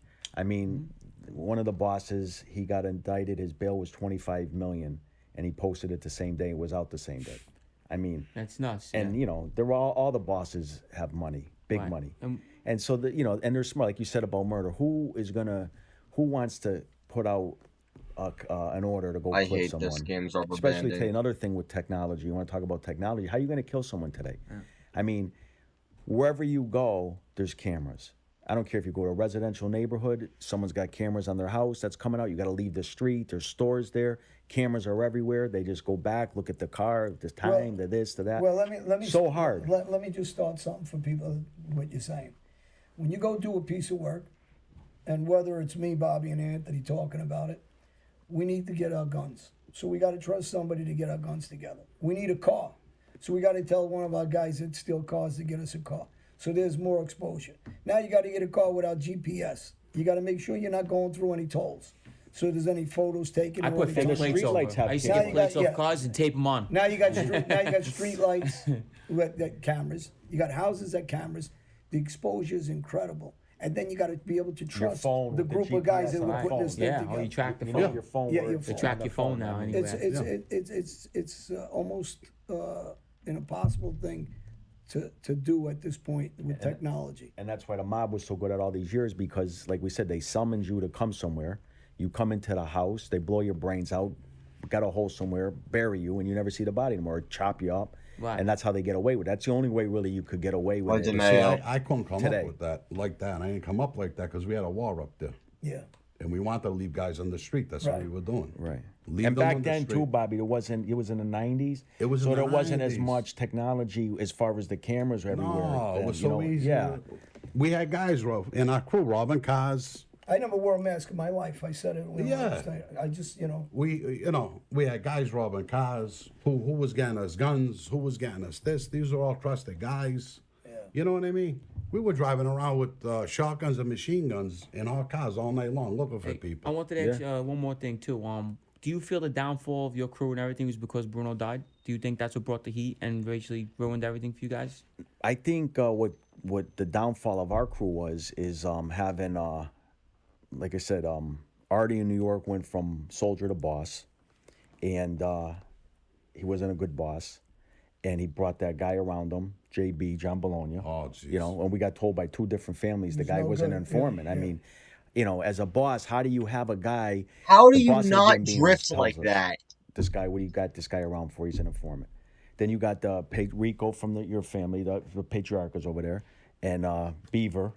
I always forget his name, Beaver. He tells us that John is no good. The guy with the beard that comes up is no good. Now, this guy knows stuff that could put me in jail Christ. for the rest of my life. Right. So you tell me, is Artie a good boss by having this guy that's not made involved in murders with us? That means, getting involved in murder plots. And then, what was the big thing with Bruno? I mean, all jealousy, all treachery to take Bruno down. I mean, what was the guy really doing wrong? Obviously, he got killed because he talked to the FBI. Right. And a lot of people thought that and anybody they that's a blamed you for gangster, that. You I wasn't can your ask fault. anybody here besides Felix, and Felix probably is learning. But you ask any street guy, any gangster, if you talk to the FBI and they show the 302, Right. that you're dead. talking to the Right. FBI and you tell them how many made guys there are. Is the guy a made That's guy? corporate. Yeah, that's. Are they yeah. going to kill you? Yes. I mean, so You should that's get why clipped. Bruno Well, that's why I'm got clearing up killed. because they blamed you and you weren't the cause of it. Right, and that's why Bruno got killed. 'Cause So we the were in downfall, jail together. They don't know that. I We would know have this to stuff. say, yeah, Right. absolutely. You know the story. Right, I know and the story, so people don't know. That's why I'm trying to, Right. And so the downfall would be a bad boss minority putting a real bad guy around us that destroyed. That's the downfall of our area. To sum it all up quick as I can, Right. is that right there. How do you deal with someone that you are suspecting is an informant or is bad, and you're kind of trying to tread lightly because you don't know what's... So like, in my area, you don't have enough bullets to kill the informants. No. Okay, so in my area, you have like a guy that just came out. He owns the biggest. He's been around the wise guys his whole life. He never got made, but he's been around them since the 70s. Okay, and it come out in public paper that he was an informant since the 80s. So the mob, that if there was why don't they kill this guy? But instead, they don't not kill him. They go to his place and spend money in his place instead.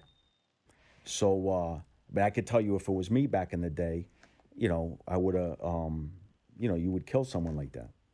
Back in the day, in that life, you have to. How do you not? If you're not a mobster, if you don't, you're not in that life if you don't. You're not a boss if you don't. How do you not kill the guy? So I mean, if you know that the guy's an informant, any real guy in any real crew will deal with him and kill that guy. Let's see here. You're saying here's a guy staying on the street, running his business. I had a few problems in Boston with informants, obviously, especially in the drug business. And a few of them I couldn't get at. And every time that happened, the way that I had things set up, I would just change up everything. I'd move everything around. Right. You got to remember now, they're informants, FBI. What happens if you clip an informant, they catch you doing that? You're done. Death Death sentence. penalty. Okay. Yeah. So we got to be smart on what we do, who we pick to kill, and what we're going to do. I knew a guy was a rat.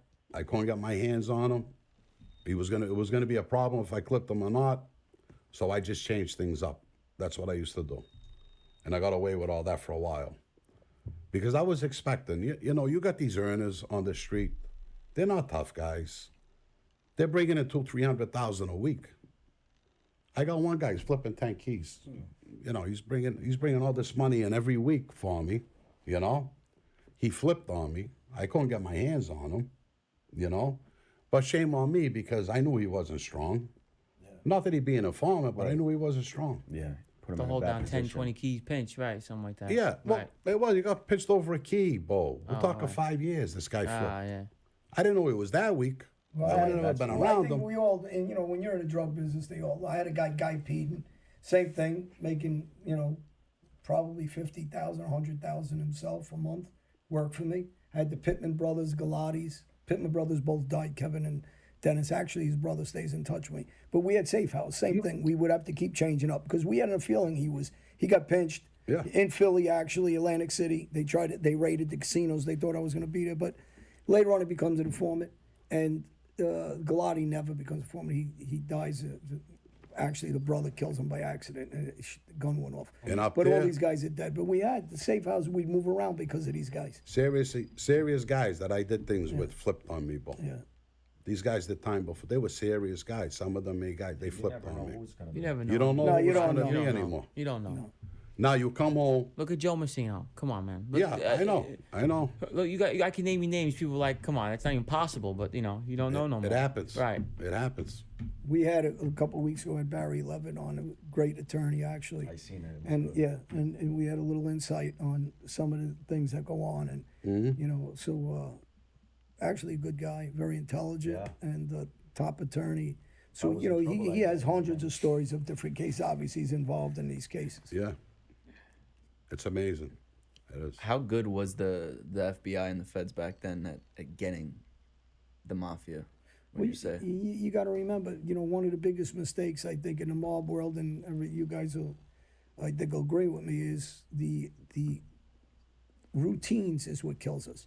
So when you go into social clubs on a regular basis, the surveillance is very simple for the FBI. When you go into the same restaurants because we're comfortable, it's also an issue. Same nightclubs, and we do it because of, not out of stupidity, out of being comfortable. Those are locations that our people have, and you know, we meet each other, and we seem to pick the same places because it's convenient. They're coming from Boston, we're coming from here. We'll meet somewhere that's, you know, mutual, that we have a mutual friend or something, and that's a problem, an issue, which makes it very easy for the FBI to surveil. So you have some good, you know, work by the FBI, but you have some stupidity on our end. And also, they were back when we were running around. They had manpower. I mean, they had agents for each family, and a lot of them. I want to, you know, so they had so many agents for the Bananos, for the Genovese, for the Gambinos, for the Patriarchas, and their focus, their number one priority in the United States was organized crime, and that's where all the agents focused. Then the 9/11 happened, and the terrorism.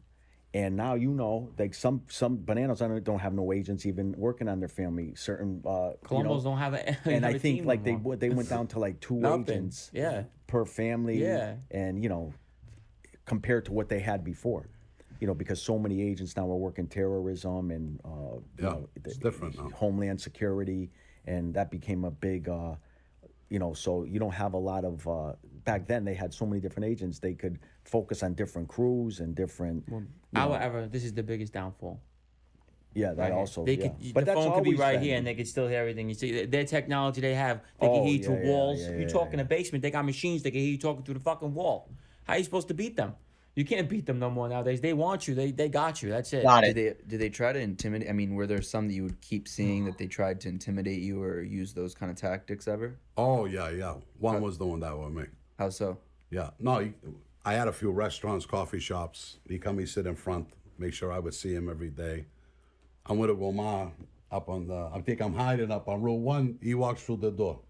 He sits to his back to the table just to break my balls. That's what they were doing, you know? But I didn't mind seeing them. It's when you don't see them. That you level worry sucks. about it. I don't mind seeing them. Well, when they present themselves, that means you're getting locked up usually. When they show themselves, that means they'll be the back to get you. That means the investigation's over. They're coming to get you. Yeah. In 2003, they put a listening device in my truck. I was driving in an expedition, and it happened to be. Oh, I forgot. If you're still trying to figure out how to start an online business or how to get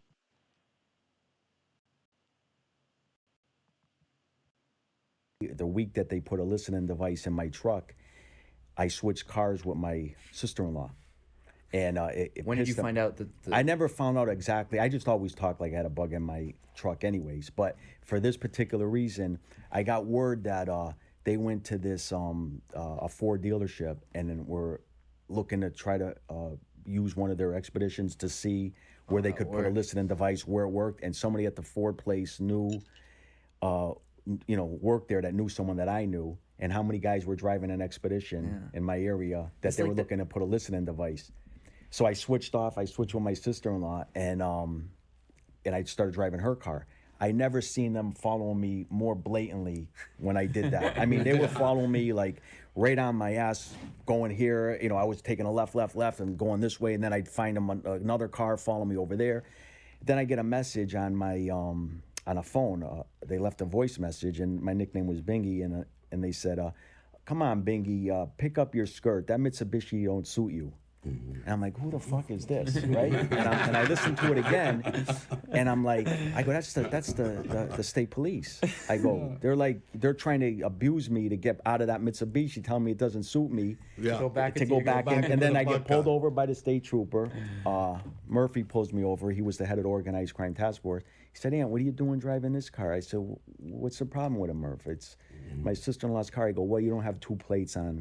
You don't have a front plate. That's why I'm pulling you over." I said, "Really, Murph? Okay. The I'll organized make sure crime I cop get pulling that you one, over. right?" It's Not like playing that Fear sorry. City. It's like the Fear City. I don't know where they talk about the bugs and the cars. And I mean, they really would tail you right behind you. I mean, No, they tailed me because they were trying they to get couldn't- me 'cause to go back into my truck. But once I was back in my truck, like you said, you never see them. They listening to everything. They didn't get nothing on Right. that tapes anyways. They got me They were putting tracking subjects devices, too, going on to cars. Hartford Morton Steakhouse singing Frank Sinatra. You know, because you could fit 8 people in the truck in an expedition. yeah. So we're singing Frank Sinatra, having a nice dinner, busting balls, smoking cigars, and that's pretty much what they heard in the truck. Except when John come up, JB, Yeah. he tried to talk in the car. Yeah, he was. And I would just put the radio I up don't even and know how whisper, that you know, even tell him happened not with that to talk. that man. You know. You But get a it's lot funny. of banters back and forth with the FBI. We stayed, my friend Frankie still stays with me. We stayed at a hotel in Florida. We're down in Tampa. That's where my case got based out of. And there's about 5 of us. We're going out to dinner. So we got 2 suites, and one of the doors opens up to the pool. So we try to come back. We forget something. We go back to the room, and we can't get in. And I'm like, what? How can we not be getting in? We're playing with the door. We call security. They come in. And I said, you know what? Go around the back, Frankie. I said, and go in through the back. So he goes through the back door's open. They put the not the chain, that bar that goes across, and they were wiring up the room. And we just got lucky because, not that we got lucky because we all got pinched, but we got lucky. We stumbled on and we knew they were in the room. And they ran out the back, left the door open actually, and the bar was there. So it's impossible to bar there. We just walked out the room. So we knew they were in the room wiring it up. And then we kind of strong-armed the manager because he was petrified. We told him, I can't talk to you. They'll lock me up. And we said, you're going to get locked up or you're going to get killed. Which one you rather have? Yeah. He says, all right. The FBI was here. So, They were doing that to me everywhere I went. Hey, nowadays technology's so advanced, they could watch you from satellite if they really want you. If you're a boss like that and they really want you following around, they'll watch you from the sky. You know what I mean? They have technology today you just can't beat. Well, the last year was all open surveillance. I used to leave from Boston and go to Philly like once a month. And I used to stay at near Parker Ave, near the Veterans Stadium. Right. In that hotel there. I got a pause for a sec. Jesus, first try. Oh wow, that literally was like my first try in Samba Studios on A-Class, the versus race. Alright, that was easy. Now, I know I haven't been talking this entire stream, but like yet again, I'm listening to the podcast. It's really interesting stories, having a bunch of these guys sit down. And oh wow, this is what Xbox and chill is. You just be quiet for a couple of minutes, listen to some video, and watch and play some racing. Who texted me? Okay.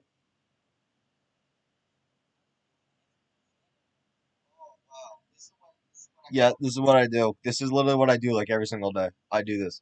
So now I'm not gonna play the podcast unless you want to listen to it. We have 2 track. Oh my god. How much do we got? Bro, that's about to be S. We'll do Frozen Valley. Now let me tell you guys all right now. I'm not good at this game, but I certainly can improve. I'll be right back. I gotta go to the bathroom, and that's it.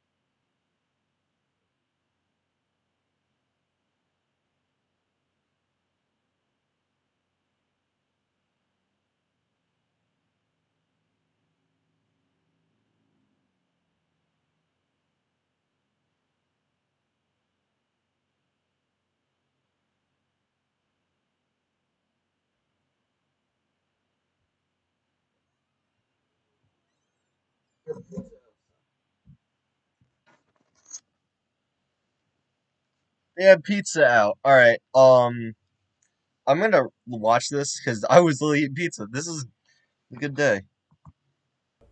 Every time I come down in the morning, there's a Massachusetts State Police. They had the hat in the back. They weren't hiding. Right. They just You know, I never actually seen them. I think I bumped into them in the elevator. And every time I was in Philly, it was always open surveillance. I come out of a joint down there, and I'm on camera. I used to wave at them, walk away. That didn't bother me. I was used to it. I know they were following me. I know that, what was going on. Me, I was always clean. I wasn't too worried about it. But it's like I said, when you don't see them, that's what I'm worried about. Yeah, well, it's too quiet. But they told me when they got me. They never got me on a wire. They never got me in the house. They never got me in every place we had bugged because we never talked. It was always this. Yeah. We never talked. Right. And it was the same You conversation. didn't have signs on your walls? I've been in social clubs where they said, "Do not talk about crimes in here. You're being recorded." Yeah. Oh, yeah. But everything with us was you take care of that thing. Did you go see that guy? Did he give you that thing? Hey, you know what's funny about that? That's what we did all the time. If you watch Analyze This or Analyze That, Yeah. Robert De Niro was actually hilarious in that. Yeah. He said, "Did you take care of that thing?" He goes, "What thing? The first thing or the second thing?" I don't remember what the first thing was. It was actually funny banter. Yeah, and I would change up conversations on the guys. They would get lost when I started talking, but that's what it was. Yeah. You saw that guy, right? Did he give you the thing? Right. They don't know what the thing is. Is he getting money, drugs, a gun? They don't know what the thing is. So they were always listening. And then when I was dealing with the Colombians and some of my guys, we had the beepers. Yeah. I had codes I used to write out. Yeah, And only 2 or 3 That's what we guys did, had the it. codes, Yeah. And that was it. They didn't know. Yeah. They didn't know what to do. Once a month, you change that up. So how do the codes work for people listening out there that Well, you can do it simply. I mean, Yeah, when it's we like met a out at the telephone. club on 98th Street, we just put in 98. Yeah. So you go into, Yeah. we know we got to be at the club. And 911, you know that something's going on, bring a Right. pistol with you. Yeah. So, that's a simple It's way. still the But same there's other code for codes. everybody, right? You have It's a not no longer prearranged bring spot. something You, with would me meet. trouble. You just punch in it. You know you're Yeah. going to meet at this spot. Say you have 3 spots, 1, 2, and 3. Yeah, right. And then you punch in 1. They know that's spot number 1 at 10:30. I gave you the simple version, exactly. There's a lot of things. We put all ones in. Yeah, That'd all be ones, one yeah. location, so, we had. And then when we were wrapping keys up, we put area codes where they were going, Yeah, so we yeah, knew. yeah. Oh, please forget about it. We used to do. Too funny. now ultimately, part of this show obviously is to influence kids to make sure to stay out of that life because we talk about so many different aspects that are so treacherous. For those kids out there that are, maybe at risk of falling into a life of crime or born into it, families in there or Which, don't worry, I'm not. just don't have money and whatever, what's the best piece of advice that each of you three can give that kid out there who's, tempted by the money and all that, and ultimately I would say to stay them out? that the struggle is better. It's a better life. Wow. I don't want to be corny, but if you could go to work every day, put your head at the pillow at night, and raise your kids, you're a good man. When you look for that easy money, a lot of bad things are gonna come with it. We live in a world with good and evil. We were all advocates for Satan at one time. Look at the things that we did in our lives. How do you feel about yourself now? Do you feel better about yourself? Absolutely. You feel you're out there, you're helping people. We got up every day. We didn't know who we had to hurt or if we were going to get hurt. These young kids don't realize it. They watch these movies, these kids. I don't care if you're black, white, brown. I don't care what you are. Best thing to do. And I don't care if you got to go work at McDonald's for $12 an hour. You're better off doing that than getting involved in the street. Because there's nothing good coming out of that. Paulie? I'd say the educational system's a lot better nowadays than when we went to school. There's a lot more opportunities for people to go to school and get higher Exactly. paying jobs and stuff like that. My advice would be, go the school route, get yourself more education, pick out something you like. There's careers out there that are paying big money and work's minimal. Like what he's saying, like, I'm an HVAC man. I like doing it. I remember when I first told my stepdad I wanted to do his job. I wanted to do it part-time because I was thinking about being a game dev designer. But then when I was doing it over time, HVAC started to win me over. That was originally going to be my part-time job, and I work for my stepdad. I still do. And yeah, we run jobs together, we do things, we hook up lines, we do a bunch of things. Like, thing is, if you're doing a career, aside from anything inappropriate, which, you know what, just, that's only for the people, that's only for the people that want to throw their life away. And other than those people, you have so many opportunities in life. You can be a football player, you can be a baseball player, you can be a doctor. Well, actually, probably a lot of people are going to be a doctor because of, you know. But, uh, also another thing, too. We make mistakes. And I know people who sometimes do the stupidest stuff. I did stupid stuff. I do the stupidest stuff. Everyone does stupid stuff. Like, if you're watching this video and you feel bad for something that you did, take your mind off of it. Because the more you think about it, the more you're gonna feel like garbage. Go on a date. Go look. You want to take your mind off? Go on a date. Go get laid. Go do something. I don't know. I don't know what you guys do. You don't have to kill yourself for a week's pay anymore. There are a lot of good jobs out there now. Better off, just go to work. I would say, like Paulie said, education. Pick a field, a legitimate business field, and just educate yourself on that field. Become the best at it, and just concentrate on that. Whatever that field is, whether it's the garbage business, putting dumpsters everywhere. Learn about the business, learn everything you can. Even education in general, just educate yourself and pick something and just concentrate on it and be the best at it. And you would make 100 times more than you would on the streets. Be proud of what you do. There's guys in the neighborhood, they sweep streets. They work for the city all their lives. They got pensions, they got insurance, they got homes. Right. And definitely don't join any. You have to respect everybody and what everybody and does. Don't kill or violence. On a lot of these shows, I don't know if you guys hear me talking about, and it's important. Everything they're saying. Here's the thing: the kids miss, that we all know from all the joints we were in, all of us. They don't want to work at McDonald's on the street, but you'll go to jail and clean toilets. You'll go fucking for 7 cents a day. So I'll do someone's laundry. I work for $2 a week. I used to get in the state. $7 a week, every cents a day. I'll go back you and don't get what he want to work at said. McDonald's on the street, but you'll go. I'll So do someone's laundry. I work for $2 a week. I used to get in the state. $7 a week. That's what I got. do something positive out here, so you don't got to do that in there. And then education. Listen, I always talk about education. Second thing is, if you're not sure and you're on the ropes, follow a kid. Just recently, I put up on my Instagram, Derek. You see him with me on some of the shoots. His black kid comes from I'm still alive. homeless for a while. His mom got killed I'll be right back. Oh, wait, what? and was murdered. And he had a real rough life. And he went through some things, and he put a tape up. Go relate to somebody like that. If you can't relate to me or him, find somebody you can relate to and then follow what he's doing. That mind strength not to get into the street, because the street's a dead end. You're going to end up like all of us or dead.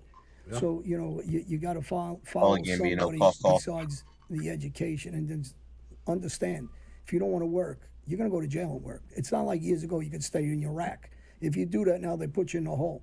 So, you're going to go to work in jail. Does that make any sense, working with 7? I'll be right back. Gotta take care of my dog. I'll be quick. And then we're going to resume the Boost Challenge, the race in Starlight Carnival, Starry Speedway, which probably should have been called Stardust Speedway. Get it?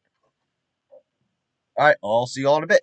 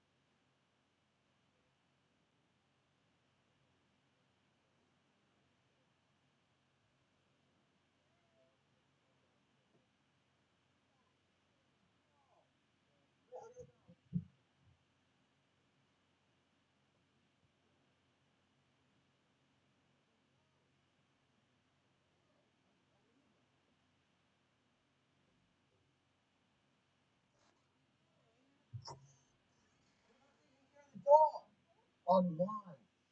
Oh, give me a second. I'm sorry about that if you heard that. Jesus, my brother's so fucking annoying. I'm sorry if y'all heard that. It's not on me, but hold on, I'll be right back.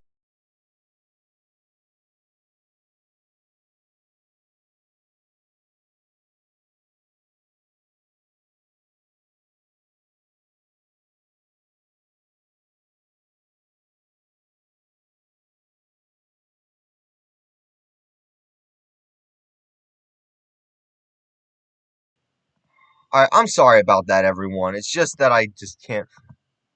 How long have I been live for?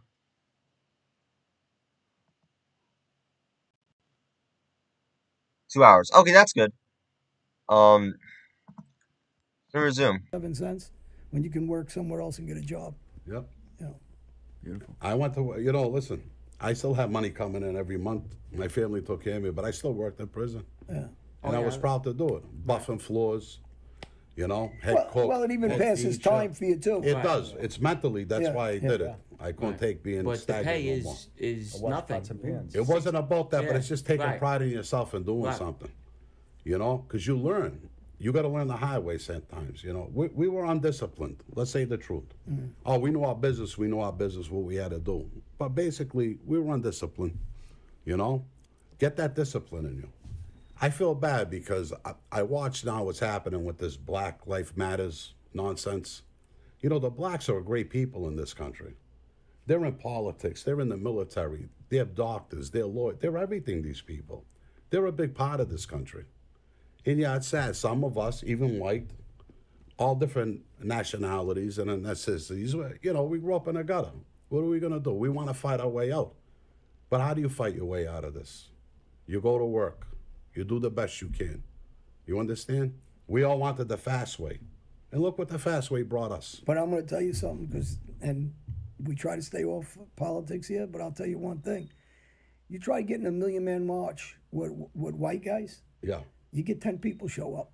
That's the right. black community, actually, these guys, and I'm friends with a lot of guys, and I say it every show, you get a million people like it's this. They stick together. And They do. And They're a and great the thing people. is, they 100%. Yeah. They have something inner strength that I think a lot of times people lost their way of banding together. That's why I'm always talking about unity.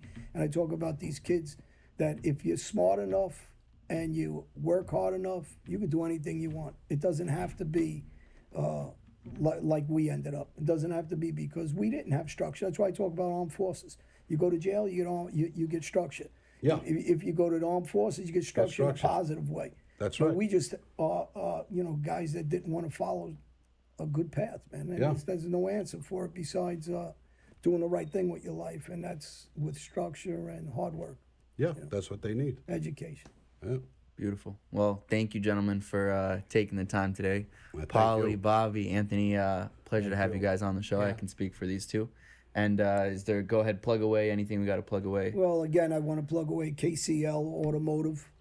If you need a car, if you need work done, if you need stickers, if you need tires.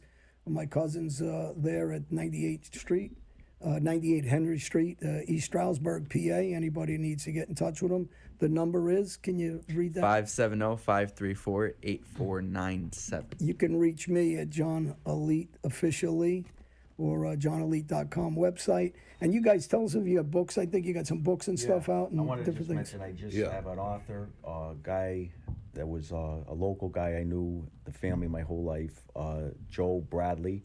He's written 6 novels, and he's got 6 novels that he's written now, and he's just started our process of our book. Excellent author, excellent books. I mean, I read one book, Ticket to Paradise, in one day. Great book. And we also have some screenplays on one of his books that we're trying to push into a movie. That's one of the projects we're working on. But excellent author, Joel Bradley, Can and we he's all play in it? Us guys? absolutely. All right, let's You hope. have an Instagram? And You heard I'm that gonna on have to come and camera, push up everybody. with this guy, but Yeah, you take care of right. everything. Yeah, Instagram is my name, Anthony Arolata. Yeah. Yeah. Check that out. Bobby? Plug away. I'm in about a half a dozen books. And the last book I was in was Ghost by Ralph Azzullo. He's an author from New York. He's in California now. And the book that he just wrote, Ghost, Sylvester Stallone's production company picked it up. Oh, really? Oh, They're good. either going to do a Netflix thing or a movie with that. And it's nice because I'll be a character in that book. You know, that's the I love how these old guys are just talking about Netflix now. FBI agent that got me. Wow. So I got in touch with Ralph, and he's starting my book right now. Okay. He's got a proposal ready for it. You know, but with the COVID and everything that's going on, Right, same situation. you know, we don't know when this is going to come out. But that's what we're working on right now. And I was also talking to Anthony and Paulie of maybe doing some type of podcast up in Boston. Oh, we'd love for you to do that. Yeah, definitely. You know, so I got some connections up there. I just want to see if I could get this thing together for us. You know, it's just nice to come on and talk. I was doing some things because I was a pastor for a little while.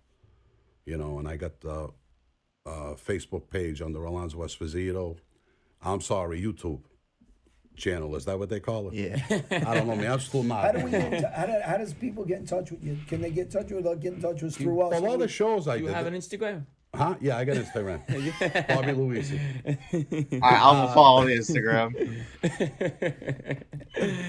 What was I got? What did you ask me, Johnny? Well, How can people get in touch now? with Look at this. He had about 10 scotches last night. Oh my God! How did I walk out of there? I don't know. How can people get in touch with you? A lot of people find me on Facebook. Okay. Robert Alonzo Luisi. They find me on that way. That's how I did a few of my shows. Oh, you know, I have a book right now on Amazon, The Last Generation by Alonzo Esposito. It's a Christian book.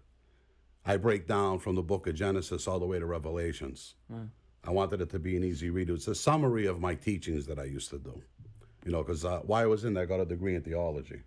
Really? Yeah, I did. I wanted to really, you know, I really pushed into that. You know, unfortunately, when I came home and I started to get into the church and the pastoring and the TV, it ate up a lot of my money. Yeah. It's really hard to get into the ministry part of it, you know, but I really enjoyed that, you know. So, Paulie, any social media plugs? No, but I'd like to get back in touch with people from Harvard University and see if they want to do a follow-up documentary You on did me a- to see where I am now. You did what was the? Will you tell people what exactly you did with Harvard? It started off as a 6-month study. 3 months, the last 3 months you're locked up, and 3 months when you come home. And they just found out like that they really enjoyed being around and seeing the way I was, and turned into a 2-year study, turned into a documentary, and it was by Natalie Smith, and it's called A Walk Through the Jungle, and it's with me and 2 other men, different ethnicities and ages and stuff like that, and the struggles become true when we're first coming home, and then after we're home, and it was really amazing. It was shown worldwide, actually. Last time I heard, they were showing it in Australia. Remind us the title of it. A Walk Through the Jungle. A Walk and, Through it was the Jungle. Natalie Smith. Natalie Smith. Yes, it was her Beautiful. baby. People check that out. Gene, Oh my! I'll let you. You can contact me at my Instagram, GeneBoy666, and also I have a book in the works. It's going to be the first modern day mafia book, and it's due out within 6 months. nice. Isn't your author coming on with us soon? Yeah, who helped me with the book, Lou Romano. I also have to give a shout out to the guy who helped me write it. I was in jail with him, Teddy DiButoro. Oh, yeah. Me and you, good friends with him. He blew up the He chicken. killed man. Philly Tested, a chicken man. This is real, I know. He's actually really smart, and he's actually a waiter when he was killing people for the mob. I know it's. He won a case for me, too. Yes, he won a case for you. This That's guy how was the mob great. used to be, though. Huh? Yeah, Yeah. waiters, right? Yeah, he was a Shoemakers. waiter. Sounds like a crazy He killed a person. mob boss with a nail bomb. This is a real story. He helped me write my book. He sat with me every day for a couple hours a day for about a year. We did it, and now Lou Romano my is God. coming on, and he helped me fix it up a little bit, and it'll be out soon. Lou Romano will be on the show soon, too, also. Beautiful. And people can follow me on Instagram at felix.levine. And people listening out there, again, make sure you subscribe to the YouTube channel and the Patreon channel, which is our new platform. We'll be releasing all our episodes early on there. It's so much better than anything we've used in the past. You can be able to stream every show for the Johnny and Gene Show on your phone, tablet, TV. They have a fantastic app. It's really the #1 app for creators. So make sure you subscribe there. And Well, we're going to put the extra content in there, right? Everything's up there. So we'll show when we make Felix on that thing. He's going to be an honorable When they member. straighten me out. You want me to do it? Yeah. He's gonna walk around with the finger like Yeah, this. I want to see. Oh my God, they did it. We got a couple of bosses in the house, so they can do it. Gentlemen, thank you so much. Thank you, guys. Yeah. So funny. Thank you. That was good, you. guys. Yeah. Perfect. All Alright, I'm gonna pause it and see if I can find another one. That was really good. I personally like that one. Maybe there's a few things I didn't like, which psychotherapist is sound with former Buffy. Oh, I want to hear what this was 8 months ago. We're gonna react to Take a look at these two not pieces of this chicken. ad. One's a standard piece of breast meat from the United States, while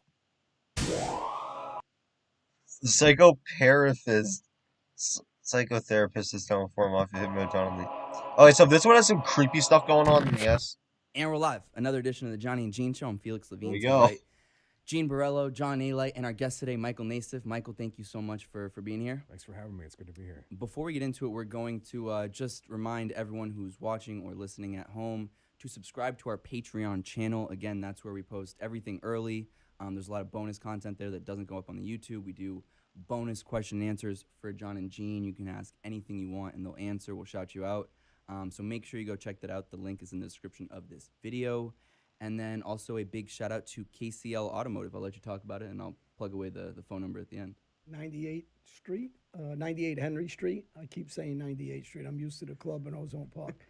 98 Henry Street, East Stroudsburg, PA. We do full automotive work, inspections, tires, and body work. Buy here, pay here for people that don't have credit or used cars in general. And you can, again, 98 Henry Street, East Stroudsburg, Pennsylvania. We You just can reach out to freeze, them at 570-534-8497. Go check it out. Today, Michael, you drove all the way from Cleveland, Ohio? I did. I drove from Cleveland. Well, we're happy to have you here. Thank you for making the trip down. Good to be here. I'll let you just quickly, for the people out there that aren't familiar with you and your story, just quickly a little bit about you and what you do, because you have a very interesting background that I think will jive well with these two. Okay. Well, I just got out of jail. I spent 20 years in prison. No, just kidding. I'm a psychotherapist in private practice, and I used to be a philosophy professor, and I was really interested in like theory of mind and the study of mind. And then when I went back to school and became a therapist, my first job, I was working with federal probationees. I did that for about 2 years. And I was really interested in how people change and how it was tough for people to get back into life, and, you know, how the system was kind of fucking them over every time they tried to, you know, make Not gonna change. lie, And it kinda was almost is. like they were set up to go right back into it. And that Even was the really kids in my sad school and, agree that the you know, prison kind of system is difficult to messed work up. with. And then, so I agree with them. I started, you know, watching, you know, you guys' show, and I saw that you guys were covering so much of this on there, and you know, John's experiences and Gene, you know, just coming out and stuff like that, and it's all coming right here, like all like what I think is really important, Right. Not only with regard to I think Sonic is the best character in you the know, game for this, being able to make to a be difference honest. and change in society, but also like what motivates people and free will, and, you know, can you change with the environmental factors, the biological factors, like, are we born like this? Let me see this. Are we born, you know? John looks so weird without his glasses on. But, alright guys, let's see it. What? Excuse me. There we go. S-Class of Sunshine Coast. Good, that's a good thing. Now, we gotta go into Frozen Valley. And we got an S tier. Oh, wait. No, we could easily do this. This one I know the routes. Traffic Attack. Oh, that might be a pain. Ring Race. I'm not looking forward to it. Alright, let's just do it. Violent? Are we born with criminal, you know, Actually, wait, intentions, before we or do, does society make us like that? Does our environment make us like that? And, you know, where's that intersect? Where's that line? So I think you guys are like hitting on a lot of that in your shows, and that's why I kind of reached out to John, and that's why I'm here. Yeah. What you said is true, because in your environment, I think it is the environment, but it's in us already. If you have the disorder, the ADD, the ADHD, or the bipolar, whatever, it's in us already, and the environment that we're in, mafia environment, brought it out of us a lot worse than, you know what I mean? Yeah. It showed how violent we were, and I can relate to that. It brought mine out. Yeah, so that's something I wanted to ask you, Gene, because you've talked about having like chemical imbalance. You My bring that whole up life. a lot. I had it my whole life. So if you imagine yourself growing up in a different environment where there's no violence and it's kind of nurturing and soft, do you Right. feel like you'd be? What do you think you'd be like right now? I think I would still not be able to sit still because I don't. I'd still probably talk to myself a little bit because I do. But I mean, I but technically I am think talking to myself, if I but wasn't in that environment and the I hear your story. and all the violence, I don't think I would have been as bad as I was.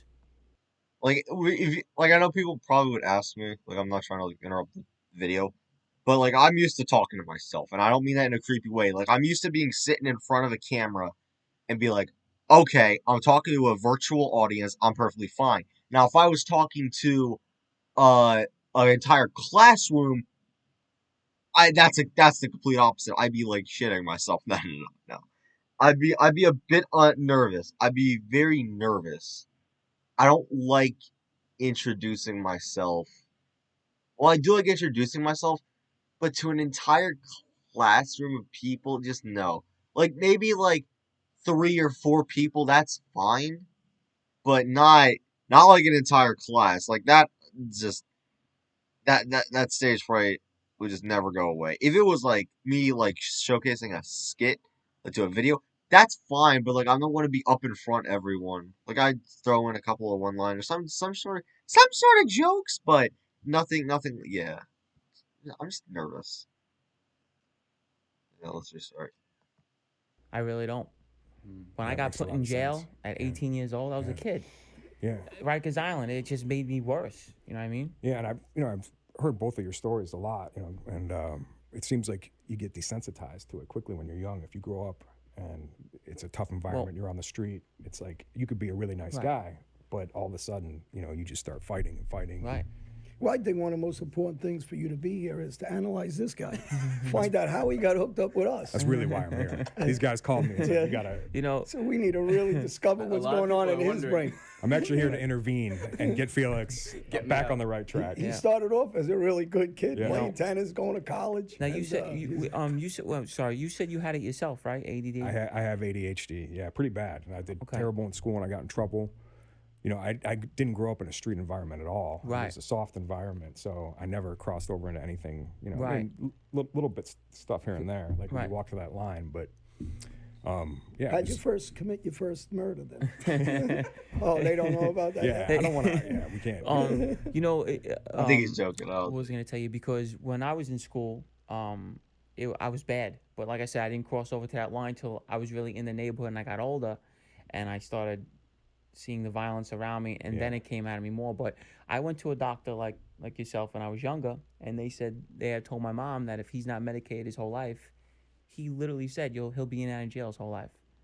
And he was right. But I think when I was younger, they really didn't know too much about it. There were certain people that did, but not how they know today. But when I was younger, they were just kind of like really getting around to it. But that medication it can change people. He will be in and out of jail. A jail will be a revolving door for him. And they were right. Yeah, that's awful. Yeah. And one of the things that I think they used to make this mistake all the time. They don't make it as much anymore, but you still see it. And and this is where you get into like free will. But I think it's like they blame it on the kid. Like that's what I got a lot. Like he just doesn't want to do it. Like he doesn't want to. He doesn't. Some wanna do what kids, we tell him to yes. do. Others, and no. That really wasn't. You just want to be careful just with the hands on the table. Oh, sorry. That's right. You told me that before. Just reminding you. Well, you got ADHD. Yeah, I know. This is. Listen, I'm like this. I'm actually symptomatic I can't sit still. Yeah. Gene and I are gonna. I'm have to leave. Want to switch seats? Yeah. I never sit still. Imagine this, Felix. Right now, I just have to rock or something. You're being complimented that you like me. Imagine. You're going to go home and tell your mother that one. I actually forgot why I'm here. So let me ask you a question. Oh, go ahead, answer this. Okay. I'm sorry. Well, no, it's just, they feel the mistake is that they think you're doing it on purpose and you're being kind of compelled by something. And it's like something in your brain that is compelling you to do something. And that's where the interesting thing for me when I got into philosophy before being a therapist was like the idea of the mind, like free will. Like can we make different choices? And when you're young, it's pretty clear like you can't. So then you take, a situation where you guys are in the street, you've got stuff going on, Gene with the ADHD, it's like there's no chance.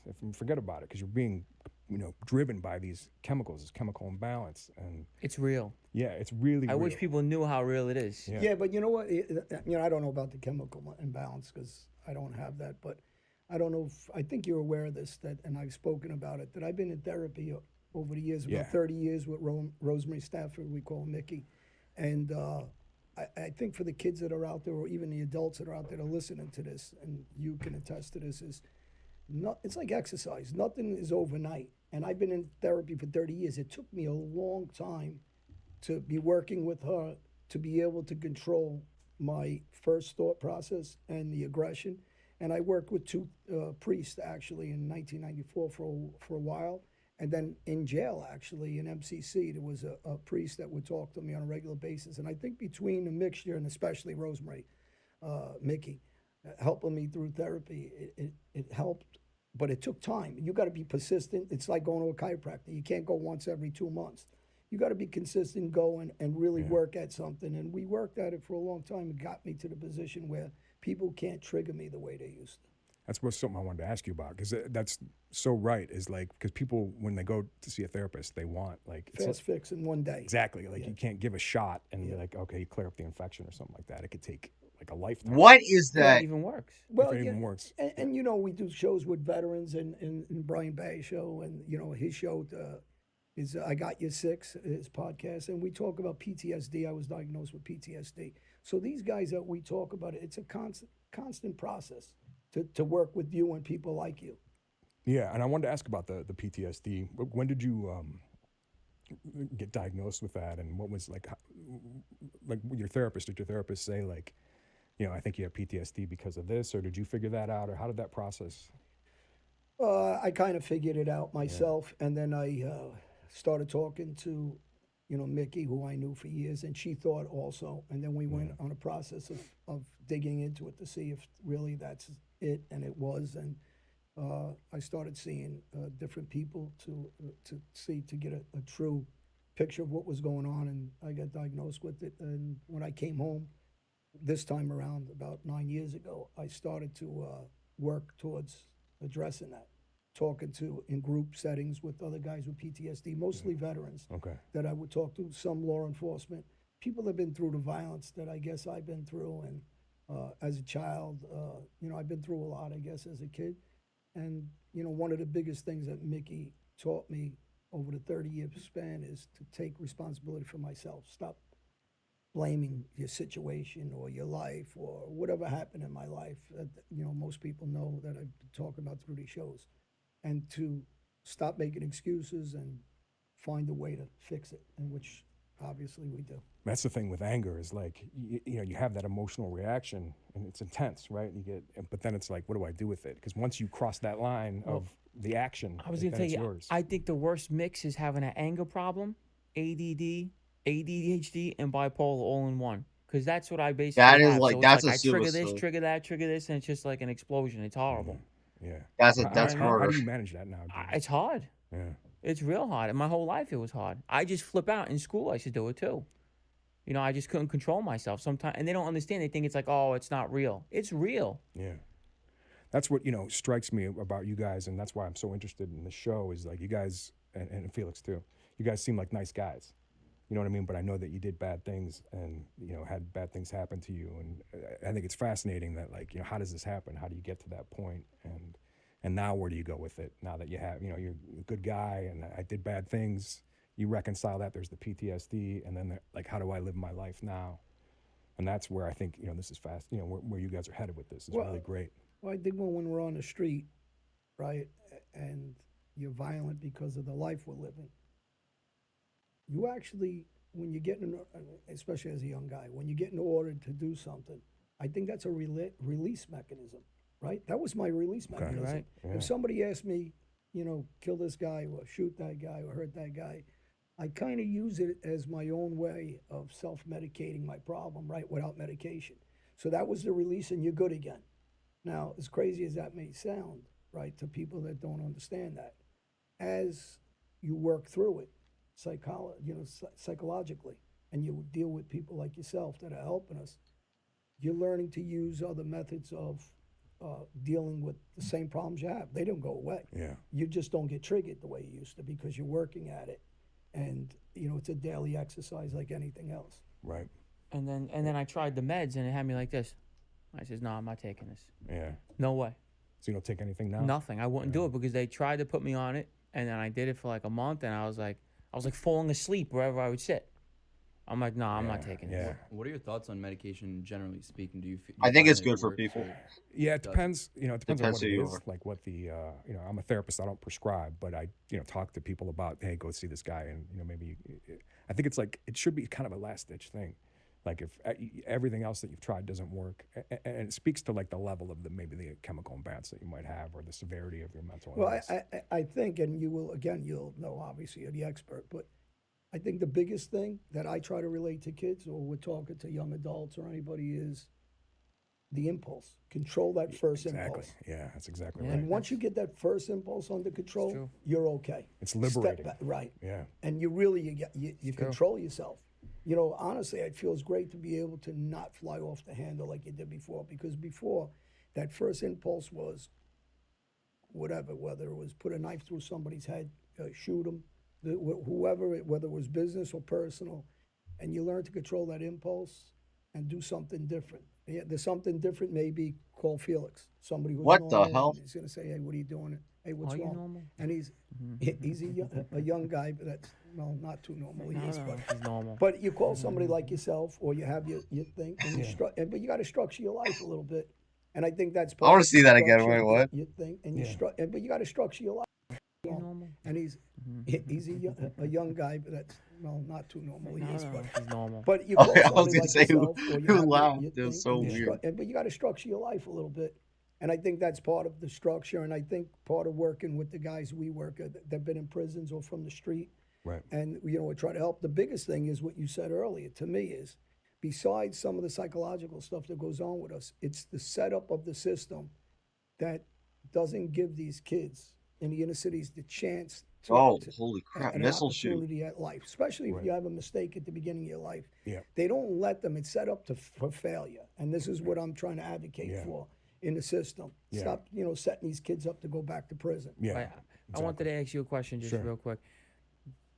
Now, I believe, I could be wrong, but I think you would know. How much % of these kids that commit violent crimes have our disorder? I bet it's high. I think it's extremely high. I think it's most. I really believe that most of these guys that commit these violent crimes like we were doing, I think 80% of them probably have disorders like this. There's definitely other things going on, but I think it's very prevalent. Right. And it definitely is like there's a much higher chance of any type of, there was a study done a long time ago where they give a 4-year-old kids, this was done in the 60s, I can't remember what it's called right now, but they give them a cookie. Or they give them the opportunity to get like one cookie now, or if they wait, they can get 2 cookies. And the kids that could wait and not impulsively grab that cookie, they followed them throughout their lives, and they had instances of more success in their careers, less interactions with the law, happier personal lives, and that's, you're 4, so you hadn't really learned that much. It was like just innate in them. And that was like all about just, looking at it. There you go, maxed. So I think when you don't have that Super impulse speed control, unlocked. you're already like behind the 8 ball. In terms That's of Sonic the Mastered, effect and all these guys. other things. Hope y'all It's enjoyed. like, Nah, we're gonna keep going. for sure. What do you think? I'm gonna what do you quit think for is a the second. biggest contributor to someone who would go into a life of crime? Like we did a segment a while back. I don't know if you remember. That and John was talking about how your zip code really determines a lot in your life. Yeah. Do you think that or in your noticings of people you've dealt with that have been criminals, where you grew up is the most influential factor, or are there more that are more influential than that? Yeah, no, I think John's right. It's the zip code for sure. It's like when you don't have interventions in your school, you don't have the teachers able to handle, kids that are The standard doing is bad just things and better. stuff like Wait. that. And there's not opportunities, there's not jobs, there's things like that, and it's like, what else are you going to do? And then there's opportunities to make money on the street, like right in front of you. Where you could, you see your older brother or you see a friend and they say, come on, just stand on the corner and you make some money and stuff like that. That's what I saw with some of these guys. I remember a guy came out, it's one of my first people that I saw, and I only did the Fed stuff for like a year and a half, 2 years. But I saw, quite a few guys at that time. And one guy was 32 years old, and he went in at like 17 for it was like a big drug bust, Right. kind of thing where I can't remember the details of it, but it was like it was like his first you know, he was just implicated in this big drug ring or something like Oh, that. And he got out, and he was the nicest guy I ever met. Like, he was a real sweet kid. And I was just like thinking, like, you know, he was making all this money as a 17-year-old. Could not find a job anywhere, like not even at McDonald's. I remember him talking. He's like, nobody will hire me to do anything. I'm just trying to get like maybe, you know, soliciting yard work and stuff like that. And I'm like, what the fuck is this kid gonna do? Like, he's the nicest kid, but I know that, you know, there's gonna be opportunities for him to go right back into that. I don't know what happened to him, but it's that kind of thing that I think is really that systemic problem that, you know, John talks about a lot, which I think is really, really important and needs to be addressed. That's why I think this is important. What do you tell those kids that you know are high at risk to go back? It's hard to say it's going to be okay, and it's really hard when you're in a position where you're not in that situation to act like you know, because I don't know what that feels like. You know what I mean? I know what it feels like to have ADHD. I know what it feels like to fuck up, but not at that level, and to not have. But Michael, Yeah, I know what it feels like to fuck up at that level. And I've said it to you all. No, I'm kidding. No, I don't. Camera. If you were working together. if you was talking about the drug ring, then no. I didn't know. That's not what I meant at all. I meant like getting in trouble a lot. Like in my old neighborhood, I used to get in trouble a lot. I'll be honest with that. And then I sort of matured over time. Like I used to get mad very easily, and I used to always play. Let me give you an example. I used to always play this game on the easy class. Look at me now. I got the entire first world done on expert, and I'm doing good. And did I get mad? Except for the one level, which, you know, had just poorly made. But yeah, this is fine. Like, I'm not angry that I'm playing expert. I keep restarting. I'm gonna restart right now because I actually got a good. Maybe I shouldn't have restarted. But, you know, I got a bad start anyway, so I gotta like do it. Like, I'm not. Like, the thing is, you gotta try and try and try. You know that song by Pink, Try? I'm not gonna sing it because I just don't feel like it. But, you know, you gotta try, guys. Like, sure, you try to get a job, but interviews. What are you saying in your interviews? Because that's why nobody's gonna hire you. Just letting you know. With that kid. That could be and your you fuck can up. The combination. The combination, because I can relate to what they're saying. And then you talk to us on a psychological level, but together we can help these kids. And that's why I said this has got to be a group thing. I'm not happy with the politics of the government, the way they're set up to make a lot of these kids fail. And the thing is twofold with kids, right? We don't want them to use it as an excuse, because I didn't want to use it as an excuse. Right. And for a time period in my life, I did use it as an excuse, and I'm never going to move forward if you do. And then I learned through people like yourself to help me not use it as an excuse and then move on. But it's very hard to tell a kid you're only worth pumping gas, because I did that, right? You're only worth in New Jersey for a landscape. I did that. Or in New telling Jersey, somebody you're not allowed to okay pump your own drive a car gas. and drive somebody around, because I did that. And these kids are saying, well, I'm making 5,000, 3,000, 2,000 a week, just standing on a corner flinging a couple of bags or something, or not stand on a corner, just ordering other guys to do it. Now you're asking me to do this for a living. But the problem those kids aren't seeing is the bigger picture. Right. That's going to be short-lived. You're going to take 2 steps back eventually and go to prison or get killed or something.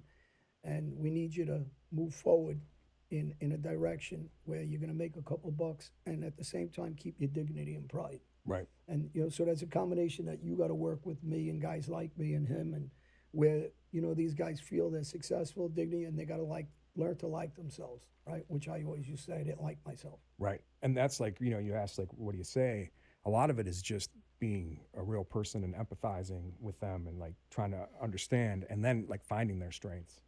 Because everybody's got, you know, strengths that are outside of, you know, what they were doing before with the criminal activity. So if a kid's got ADHD, you know, there's a lot of positive things that go along with that. Gene, you probably know that. Like, you got a lot of energy. You can do a lot of different things. You have a lot of ideas. And, like, you know, finding that.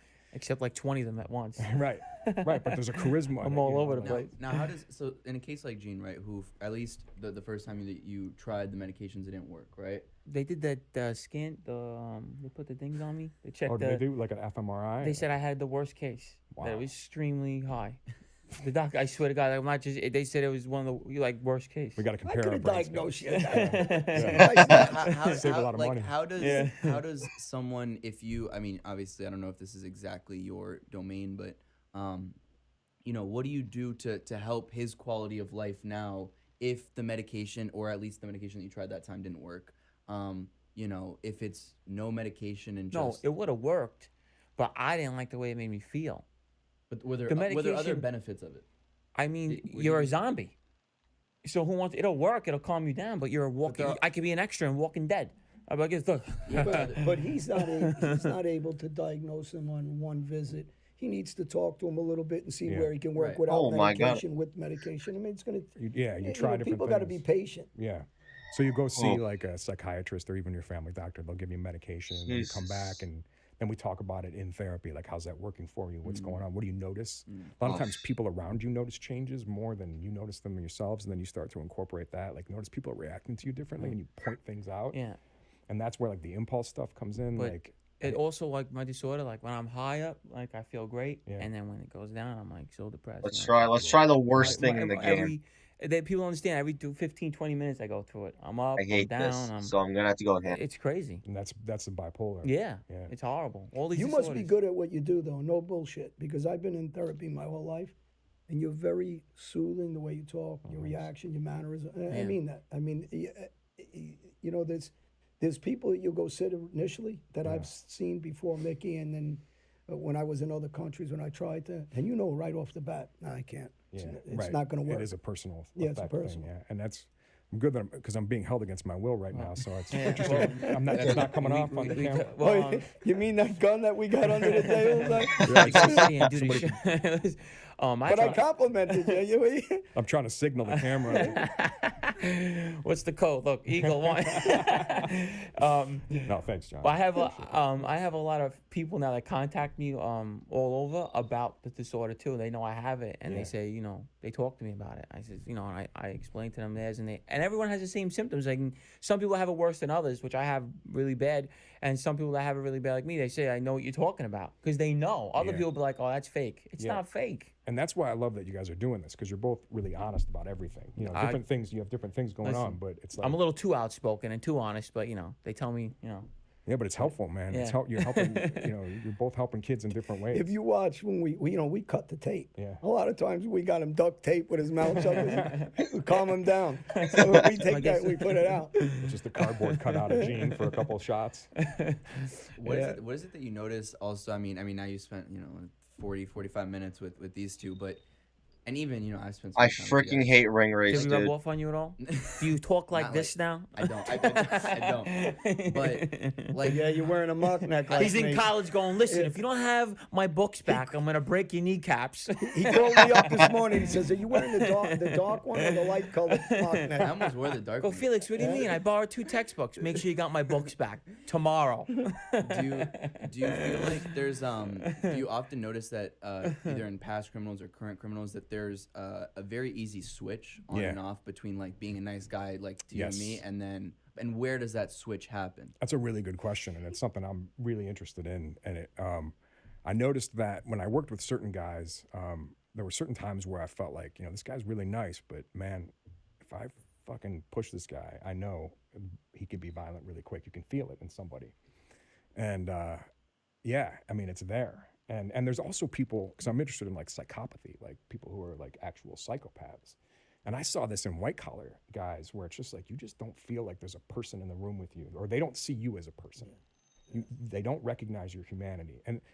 And that doesn't necessarily even have to do with violence. You could be a white collar, you know, like embezzlement guy. And Well, there's a lot of those business guys do. They got no problem robbing every single penny and shaking you down, taking your socks off you. Yeah.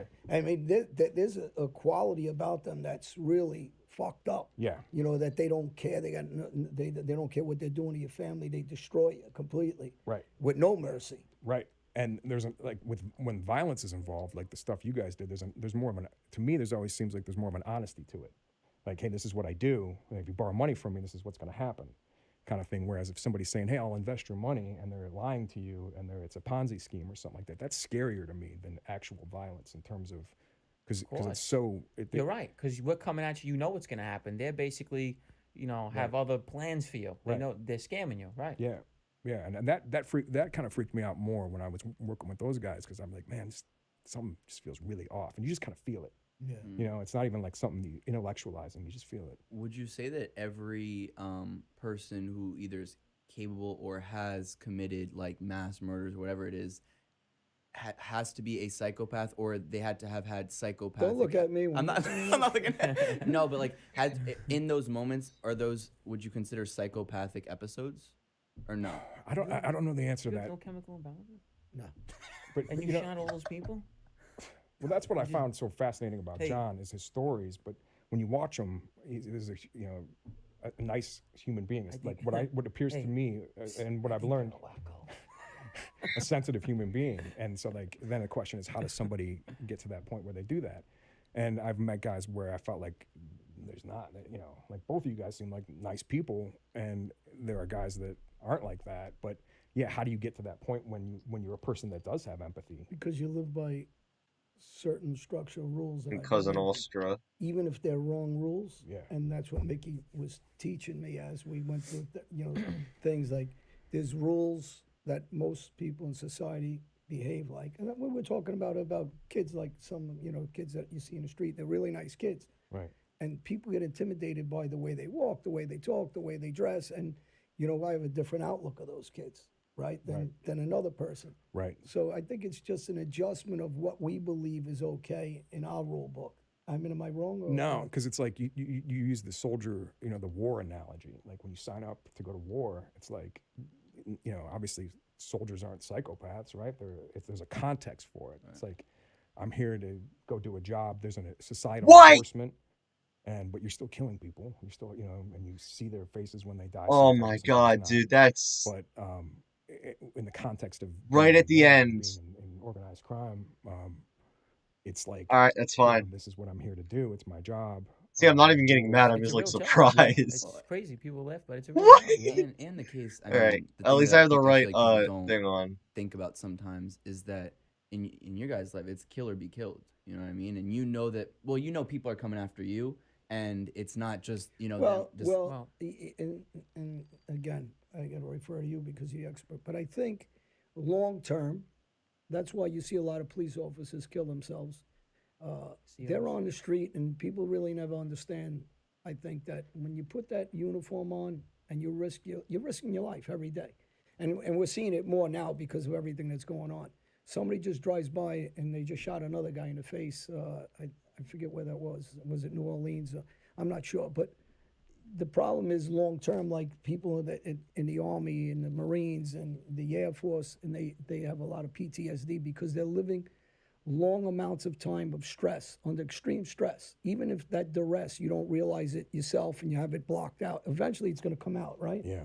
And I think we live that life where what you're saying is kill or be killed, because whether we like the idea or not, say, I don't worry about that. But somewhere psychologically in the back of your mind, you must worry about it because it's a survival instinct the way we behave. We don't just randomly go anywhere. You're always worried about your dog gonna get kicked in and you're gonna get locked up for life, or you're gonna face the death penalty.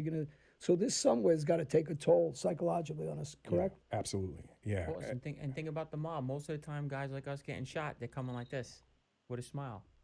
Yeah, maybe a friend. Your friend, your closest person to you, shooting that. Yeah, and that's something I wanted to ask you guys, like the stress of living like that, knowing that like somebody could be coming after you, or knowing I beefed with everybody. So I fought I mean I know he did too, but I fought with a lot of guys. I always was looking over my shoulder. No. I mean, I can't imagine what that would feel like to wake up knowing like, dude, okay, today could be the day. I told a newsman he wanted to interview me. This is a couple of years back. And very prominent writer. I won't bring up his name, but so he made a location that was very, secure and back, and it was crazy what he did. And he said to me, "Well, no one's going to do nothing to you anyway." Blah, blah, blah. And he's given his reasons. And afterwards, I left. I says, "Well, when we go out the door, you go first, and here's my keys to my car. You go start it." And really, 99% true. He's right, 99% of the time.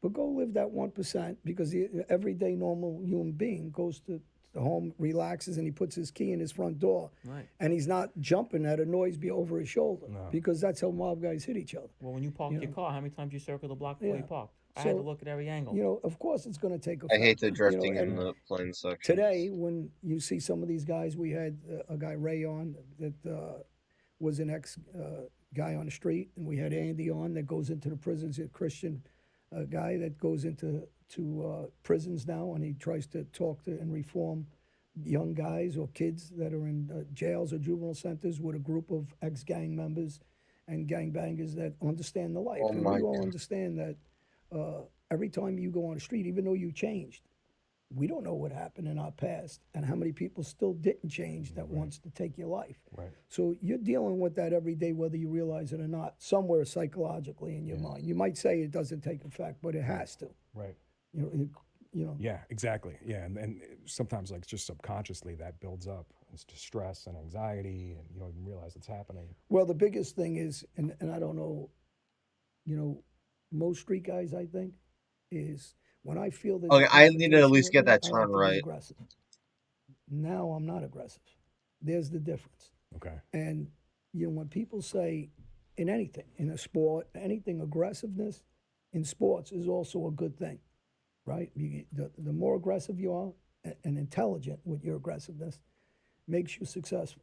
But when you're not aggressive and you're laying back and you're waiting to be attacked, that's not a good position to be in. It's vulnerable. It's vulnerable. And it's got to take effect, because I'm used to being so aggressive. When I hear anybody do anything, say anything, or make a move that I think is towards me, I do what I used to do. I don't do that now. So I had to learn to deal with that. How do you manage that now? Because there's got to be an instinct to do it, right? Well, that's why, when we're talking, I think the instinct is first of group settings, right? Because I talk to a lot of serious violent guys that people don't particularly know, that don't go on the air with me. Guys that were involved in my whole life. Some of them ex-armed service guys that are very good friends of mine, that were serious guys, that were snipers and guys that really seen a lot of action. So these guys were Navy SEALs. I just spoke with somebody recently that tremendous, been through so many ops. So I have these conversations with these guys, and then talking to you and people in a group setting with somebody with experience like you that are managing us while What are we're you talking. doing? I Oh think my that God. stuff and exercise, and you got to learn ways to train your mind away from the PTSD and some of the weaknesses you have from it. Makes sense. Yeah, and the outlets seem to be really important, huh? Like having somewhere. You to don't put go. that. Well, you said it when you first sat in here. I don't know if we were on the air or off the air, and you said, "I don't know how I could tell a kid." Yeah, we said it on the air, but in conjunction, I said, "Yes, we can." Yeah. Because if we work together to help that person, right? I do know that feeling, and I think the biggest thing that I'm trying to accomplish on the show with Gene and Felix is, in my own personal, what I'm trying to accomplish is. I don't care about the politics, right or left. I care about how do I save kids that grow up like us. And to do that, we need to change some of the systematic things that are wrong with the system. I says, and that some of it's the sentencing, some of it's the treatment of a human being in jails for some of the crimes they committed. And there's been some push recently with change of reform, but there needs to be a lot more. And the other thing is, a belief by the public that things have changed, and we're giving second chances to people out in the street. I said it last time on the show, and I think it's better now that you're here, and we talked about this in the hall. I'm almost at this for 10 years. I'm a famous guy that's been on 30-something magazines. I've been on TV, I've been in movies, I've been everywhere. There is not one major company that believes what I'm saying, because they haven't came over and ever offered me an endorsement. Because they're saying he's an ex-criminal, he's an ex-gangster. Right. He don't deserve it. Is what they're saying. Mm-hmm. Because if they weren't saying that, I'm probably more popular than most athletes and movie stars. So why isn't anybody giving me those same endorsements they give an athlete? Because of the work we're doing with kids and young youth, and we're advocating, and we're doing talks at colleges, at schools, at juvenile centers, and one-on-ones and group settings. Because that belief is just a political statement with any action behind it. And I keep trying to get action for these kids. So if it's not happening for me, how is a no-name young kid going to get it? Of color, of minority, or whatever. So when I'm talking about these young kids, and I'm going to talk because of racism constantly in this country, and that's what everybody talks about. There's racism in so many different ways, but the prejudgment of our neighborhoods that we don't deserve better, we started to believe it ourselves. Right. And I'm trying to change that thought process of those kids because I'm still trying to change it in myself because I don't believe either, still, till today, because no one's coming forward. So it's actions, right? When somebody shows by actions, we can believe it. That's a deep thing because as far as you've come, there's still that reinforcement of that stigmatization and you internalize that. Yeah, I mean, I don't have that, I should, you would think. It's At too this point, okay. I'm not just known in the United States. I'm known in every country, actually. They invite me to do talks all over. I'm on TV everywhere. I've done shows everywhere. I'm all over the world. I've been in 45 countries by now. So why hasn't any major corporation or company said, listen, let's show that we're not just talking? Just like the politicians that on all sides manipulate, and they all make tons of money, and Pelosi or name or whatever, one of them, they're making tons of money. They're getting double right. pensions. They're getting raises. Meanwhile, they're taking their money every week. They don't give a second stimulus package, all of them, it doesn't matter who. And they're not worried about the average person that's losing their businesses and their jobs and their money, but they're making sure they get their pay. Right. So why isn't everybody helping these communities more? Right. And, and the average person, they can talk that game, all this politics, they fight with each other, but at the end of the day, if you check all their bank accounts, when they entered government and when they leave, they all become filthy rich.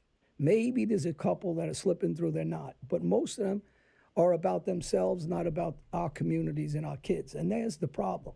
When you get a guy like Leo Terrell, I don't know if you know who he is, and This game he's was an awful. activist, and I love the guy, and he's genuinely for the neighborhoods. That's what he wants, right? He's concerned about advocating for kids.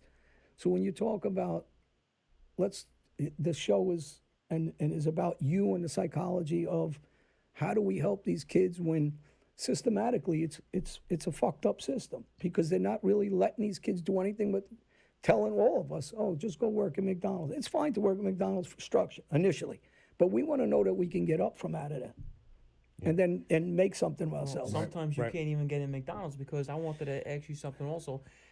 You touched on something that made a lot of sense. You said that a lot of the guys that you dealt with in the street, they couldn't get no jobs nowhere, right? Yeah. I believe that they should have it where if you're a convicted felon of a sex crime and things like that, I understand that's going to be really hard for you to get a job. But for someone that sells drugs or maybe an assault case or something not too serious, I don't think they should even be checking that. Like, I can see if you have a sex offense case or even a murder, I understand.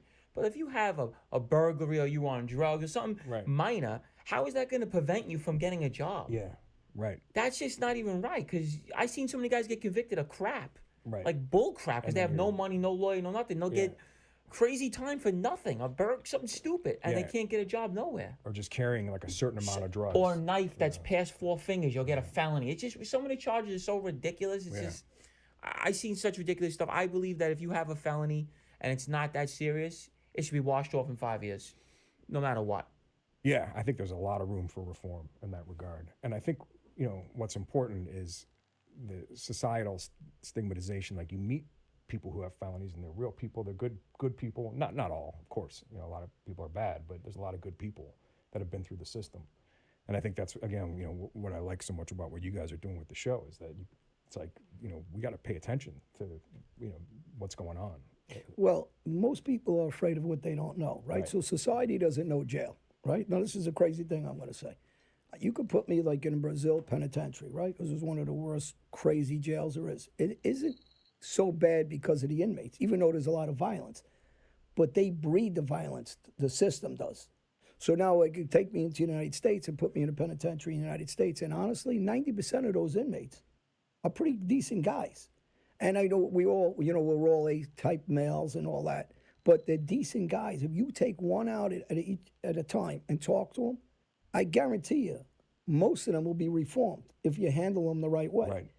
And everybody has the belief in public, oh, throw the key away, ruin them, keep them alive, because they're scared of it. It was kind of like I told you that story about the kids. I seen 10, 12 kids in the restaurant. They're afraid of them because they dress the way my son dressed, or the way he's dressing right now, with a hoodie on, with glasses, the pants, whatever way they wear them. Yeah. There's nothing wrong with, they're judging that person.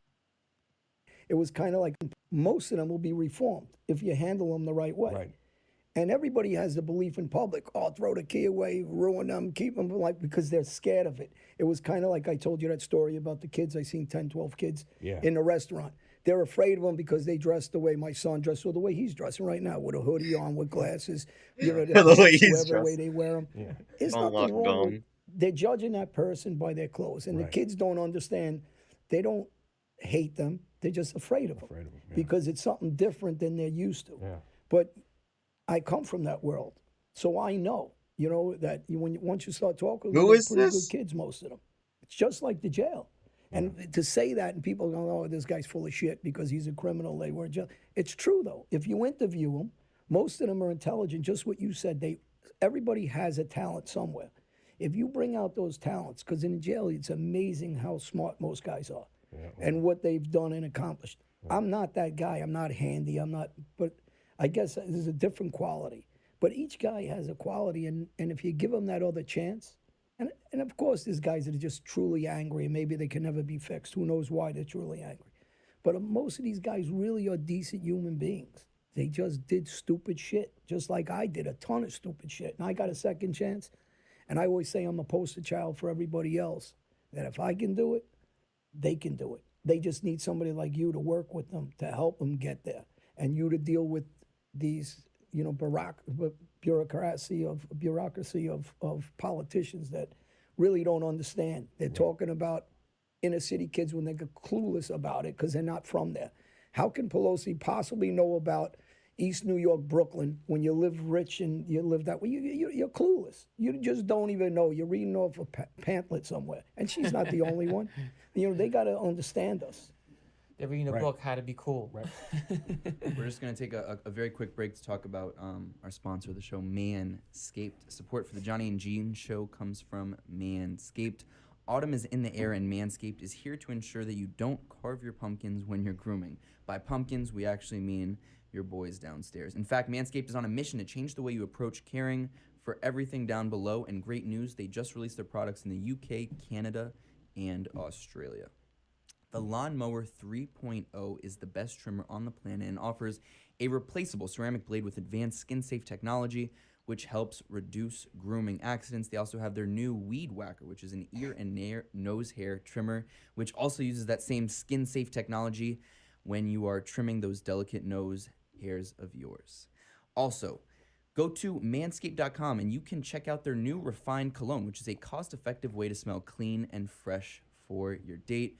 When you use the promo code JG at manscaped.com, you'll receive 20% off and free shipping. Go to manscaped.com today. Use that promo code JG for the Johnny and Gene show. You'll get 20% off, free shipping. Go check it out today. Michael. Yes. Man, there's so many different questions. I think one that I think is interesting is for you. You know, if you're dealing, what's the process of dealing with someone who say just gets out of jail, and I guess you're trying to get them to integrate back into society, knowing that society is pretty much structured against them. You know, jobs, socially, it's difficult. How do you guide, or you know, for that person out there that might be listening to this, even if it's not something you've exactly done step by step, what are some of the ways in which you feel like are good first steps for that person out there who's lost on how to go about reintegrating back into society like a normal person? Yeah, well, you know, there are programs, and it depends where you are and, you know, what's available to you in terms of that kind of stuff. And I didn't do any of that, like practical stuff. When I worked in that field, I would deal with just the person's feelings and their emotions and things like that. But I think the first thing, you know, from a therapy standpoint is really like helping somebody or facilitating a situation where somebody can feel like, you know, somebody cares, you know, like it's not just me against the world. So I think that's the first step of just like trusting somebody, because a lot of people don't trust anybody when they're in a situation like that, and for good reason. And then again, I think, you know, it goes back to finding somebody's humanity and their strengths. And it's like when you're seen as a person and not just like a felon or a number or a menace to society, but just as a human being, I think then you can start opening pathways. And then it's like once you find those, you know, the person starts to feel a little bit better about themselves, and then they start looking at their strengths, like how can I apply this? And then, you know, it's like finding the programs that can help get them reintegrated into society. But I think first and foremost, the person has to feel like they can do it. They got to feel confident. And like, John was talking about like being stigmatized, like, and then Gene talked about like the laws. Like, if we could change some of that stuff to where it's like a felon isn't like, totally like a pariah and people are terrified of felons, I think that would go a long way. But I think the first step is, learning, a person learning about themselves. And that can vary based on the person. So if a person's got like impulse control issues, like learning how to control those. If a person's got, depression, or if they've got anxiety, some guys, sometimes criminal behavior is like a way to soothe anxiety. Like just if somebody's really anxious, like I got to go do something, and there's nothing else for me to do. There's nothing I can control in the world, but I'm good at this, so I can control this. So do you also feel like the reason that a lot of perhaps criminals or people that are at risk don't seek therapy or seek professional help is also ego-based and feeling like it would be a sign of weakness to talk to someone like you? I think that's a really good question, not just for people who've engaged the criminal justice system, but for all of us. Yeah, it's like there's such a stigmatization. Yeah. And I think your generation is, our generation, no, I'm just kidding, your generation, is getting better at that. Is better at it, I agree. But yeah, it's like, it's just like you're just talking to somebody, and somebody's actually there to listen, and, somebody that's supposed to care about you. And there's a big stigma with talking. I imagine, like, in my mom's generation, it was incredible. You wouldn't even go. Yeah. And then my generation at the beginning, but I'm pretty out there the way I talk. So I let everybody, because I want people not to feel that they can't get help. So I kind of open all the windows and doors to my house for people to look in the way I talk. So, but I think that stigma, there is a stigma to it. But I think it's also especially for John, and that's one of the things actually when I first met you that I was impressed and honestly surprised about was I think it's a real sign of desire to change and true strength for someone like you to be able to say, yeah, I go to therapy, or I even seek therapy, or I did therapy for this amount of time, because, you're a high level person in the mafia. Of course, the ego is, at levels that probably normal people aren't. But to actually say, you know what, I know this is going to be good for me, I think helps show a lot of kids out there and a lot of people out there in general that, if someone like you is going to go to therapy, why can't they? Even if it's different problems. And I think even what you were saying about generationally speaking, like even in the last 10, 15 years, I know that, people, my friends really never went to therapy, and now I'd say 75% of them do, including myself. I was one of those people who's like, no, therapy is for the weirdos. You started therapy, you have to deal with have to deal with You said therapy's for the weirdos? No, but I think that was kind of like the mentality that if you went to therapy, you had issues. Right. And I think you're crazy. Right, and now I think it's something like if you go to therapy, it's so that you avoid ever having those two highs or those two lows, and you're kind of kept at that good medium. Yeah, I agree with that. Yeah, and I think if that can just start spreading to more like, some of the more hyper masculine culture, like criminal stuff and things like that, it'd be huge. How do you what's your I guess process when you're meeting someone new, or in your experience with the federal, what was the exact system? Well, program? The place that I worked had like a contract where they subcontracted with the feds, and so it was just federal probationees would come out, and we'd get assigned to them, and we'd see them do hour therapy, and I had the same thing. Was there a common thread that you saw between a lot of the people that you dealt with during that time period? With the Fed guys? Yeah. Well, in some ways, yeah. The system was one of the common threads, like what they were going through. But they were all different insofar as like you can kind of get a sense of where somebody could go and the limitations that they might have.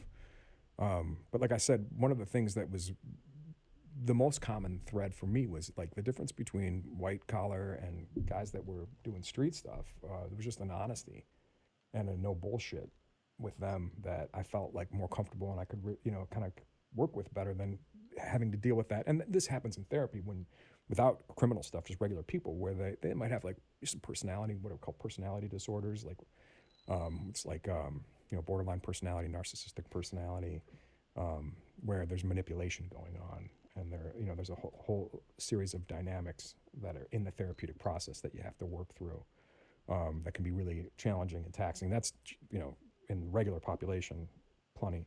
I check my But phone. with it was more direct, and it was like, hey, these are my problems, and I was like, okay, I'm here to listen, and I'm here to help if I can. I don't know if I can, but I'm here to help if I can. It was Oh, like, notifications. You know, it's almost easier work when someone's more direct, even if they're, you know, dangerous or something like that. But the most common thread was just running up against walls for everybody, even the white collar guys, because they still carry that felony stigma too, and they don't even have like the street persona to fall back on. So their self-esteem is, you know, really fucked up in that sense, because it's like they're being shunned on a whole different level, whereas once they were accepted, which I think is pretty significant, you know. What do you think ideally a society that would be more forgiving to past criminals would look like? What do you feel like? That's a really good question.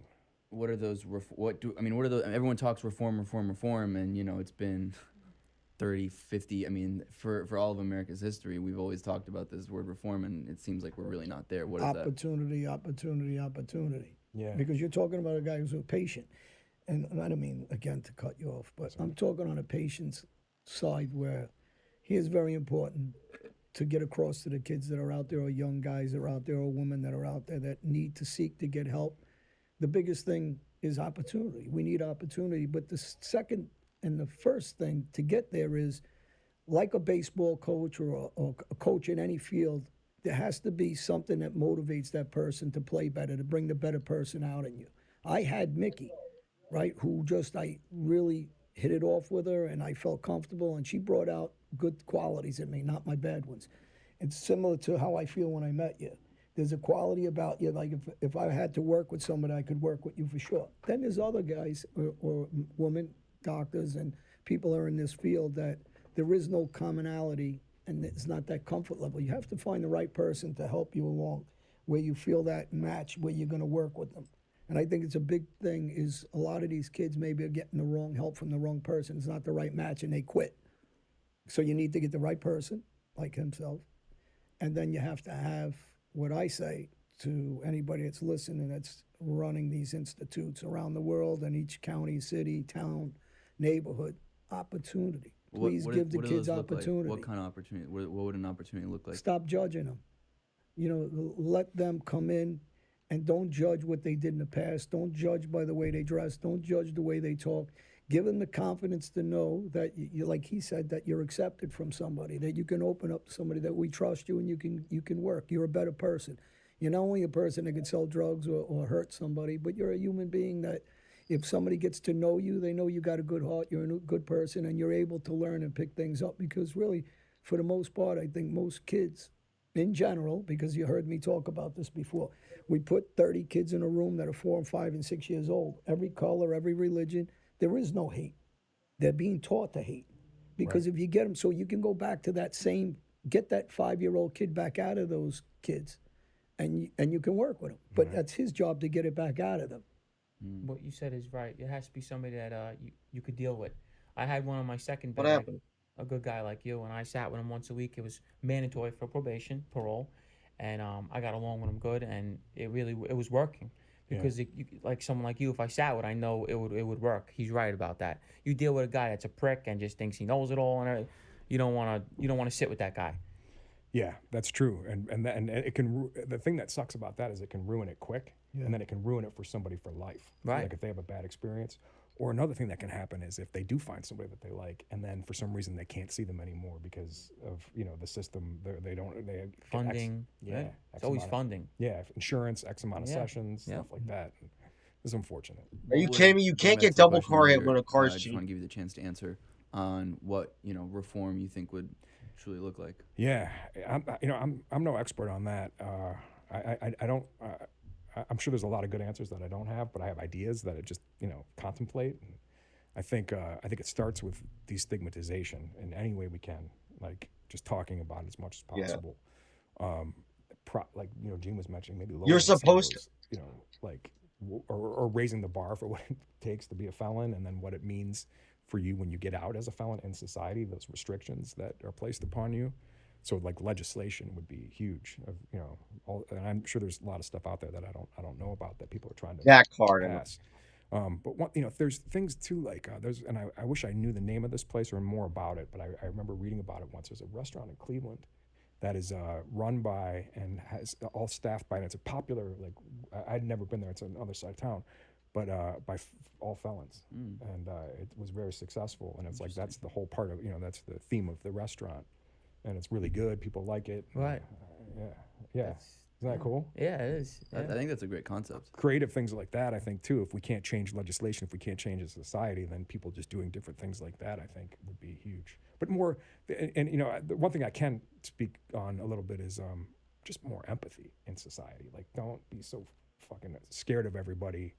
Like John was saying, like, just give someone a chance, and just trying to imagine what it's like to go through what people have gone through. Like, what's it like experiencing what you've experienced, and asking those questions and being curious about somebody, and what their life is like. And that curiosity, empathy and curiosity go a long way. It feels really good when somebody is interested in you and cares about your experience. It doesn't have to be like super deep, just like 5 minutes on the street, like somebody just saying, if somebody's struggling and you talk to them and you empathize with them and you ask them about their experience. But you have to not be afraid before you can do that, because if we're all walking around defensive and afraid that somebody's gonna hurt me or mug me or something like that, then it just keeps building and building off of, it turns into this big shell. Yeah, I think it all stems from fear. Yeah, it does. And I don't know, to the people out there, in your eyes, just because this is more of your field, how do we get people to stop being so fearful of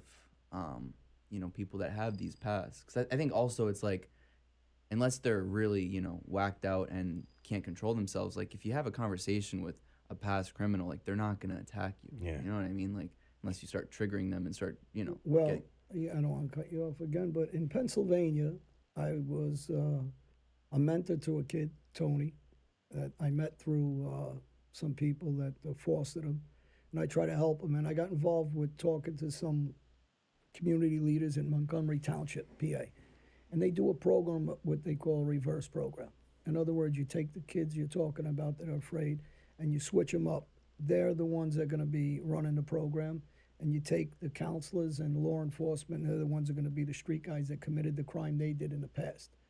And you do these so like role play, basically. Workshops, a couple of days a month. Oh, never mind. And you see the difference of how they're going to treat and how they like it as law enforcement to be treated like that. And then you have the criminals or ex-criminals like myself that have to control them under these circumstances. We make him a robber, we make him a killer, we make him somebody assaulted, and we deal with it in the workshop. I thought it was a pretty good program, because it gives guys like us the idea of like what they got to do also. So how do we penalize them for that crime? So it gives them an idea and say, wait a second, this ain't as easy for these law enforcement either, or for the politicians that are running these communities.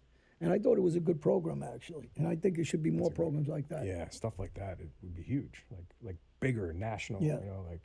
It's all about funding, though. Yeah. A lot of times, that's what it is. Yeah, and we need the will from society. People have to know about it. They have to believe in it. And it's like, that's hard to do. And again, that's why what you guys are doing, it's promoting that. That's a big start. More of that, where people are just paying attention to that shit. I'm curious, did you watch John, or like, how did you kind of come about the show? We met in Brazil. No, I'm just kidding. In prison? He met in Brazil. No. He was a guard there. I've always been fascinated with this life and stuff like that. And I'm trying to remember exactly how I stumbled upon it, but I think I was just like YouTube searching. Right? YouTube, yeah. Like I was watching something. See what popping up. I was watching a documentary on something related to the mob, and then this came up, and I just watched it, and I was like, "This is fucking awesome!" Like this is, like what you. I just really liked it, and I wanted more of it. I was interested. Right. And then I'm like, "Hey, maybe I could go on with these guys." And so he just kept calling me and hanging up. Yeah. Is there something? Why do you think that so many people? I mean, I have my ideas because again, I don't have that past, but I'm one of those people who, like yourself, who is so fascinated by it. Right. I think that there's a difference between endorsing violent culture and being fascinated by it, which I think is a big distinction that people need to think about, especially when you're watching a show like ours. But what do you think it is about general society that's so fascinated by I've thought about this. mafia. Yeah, that's a really, really good question, and I think it's like it's almost like in one sense, it's like superhero stuff, right? Like the fantasy, of like having power and being like. I think we all feel helpless. I think that's part of the human. What do you think about nicknames? Are they funny to you? Nicknames are fucking hilarious. I think it's part of the human condition to feel helpless. Like we all feel helpless, and when you look at least the way organized crime is presented in films and stuff like that, it's like somebody is going around the constraints of society and getting together, and they're empowering themselves in a cool way, especially for a man. It's like there's also like that kind of masculine kind of thing to it, but it's like the fantasy was where like nobody's gonna hurt me. If anybody fucks with me, I'll hurt them. I can get what I want. I think You know what, guys? I'm gonna stop streaming right here because I'm just gonna do some of the stuff off screen. This has just been streaming for like a good couple of hours. I just want a break. I'll see you all later. Ciao.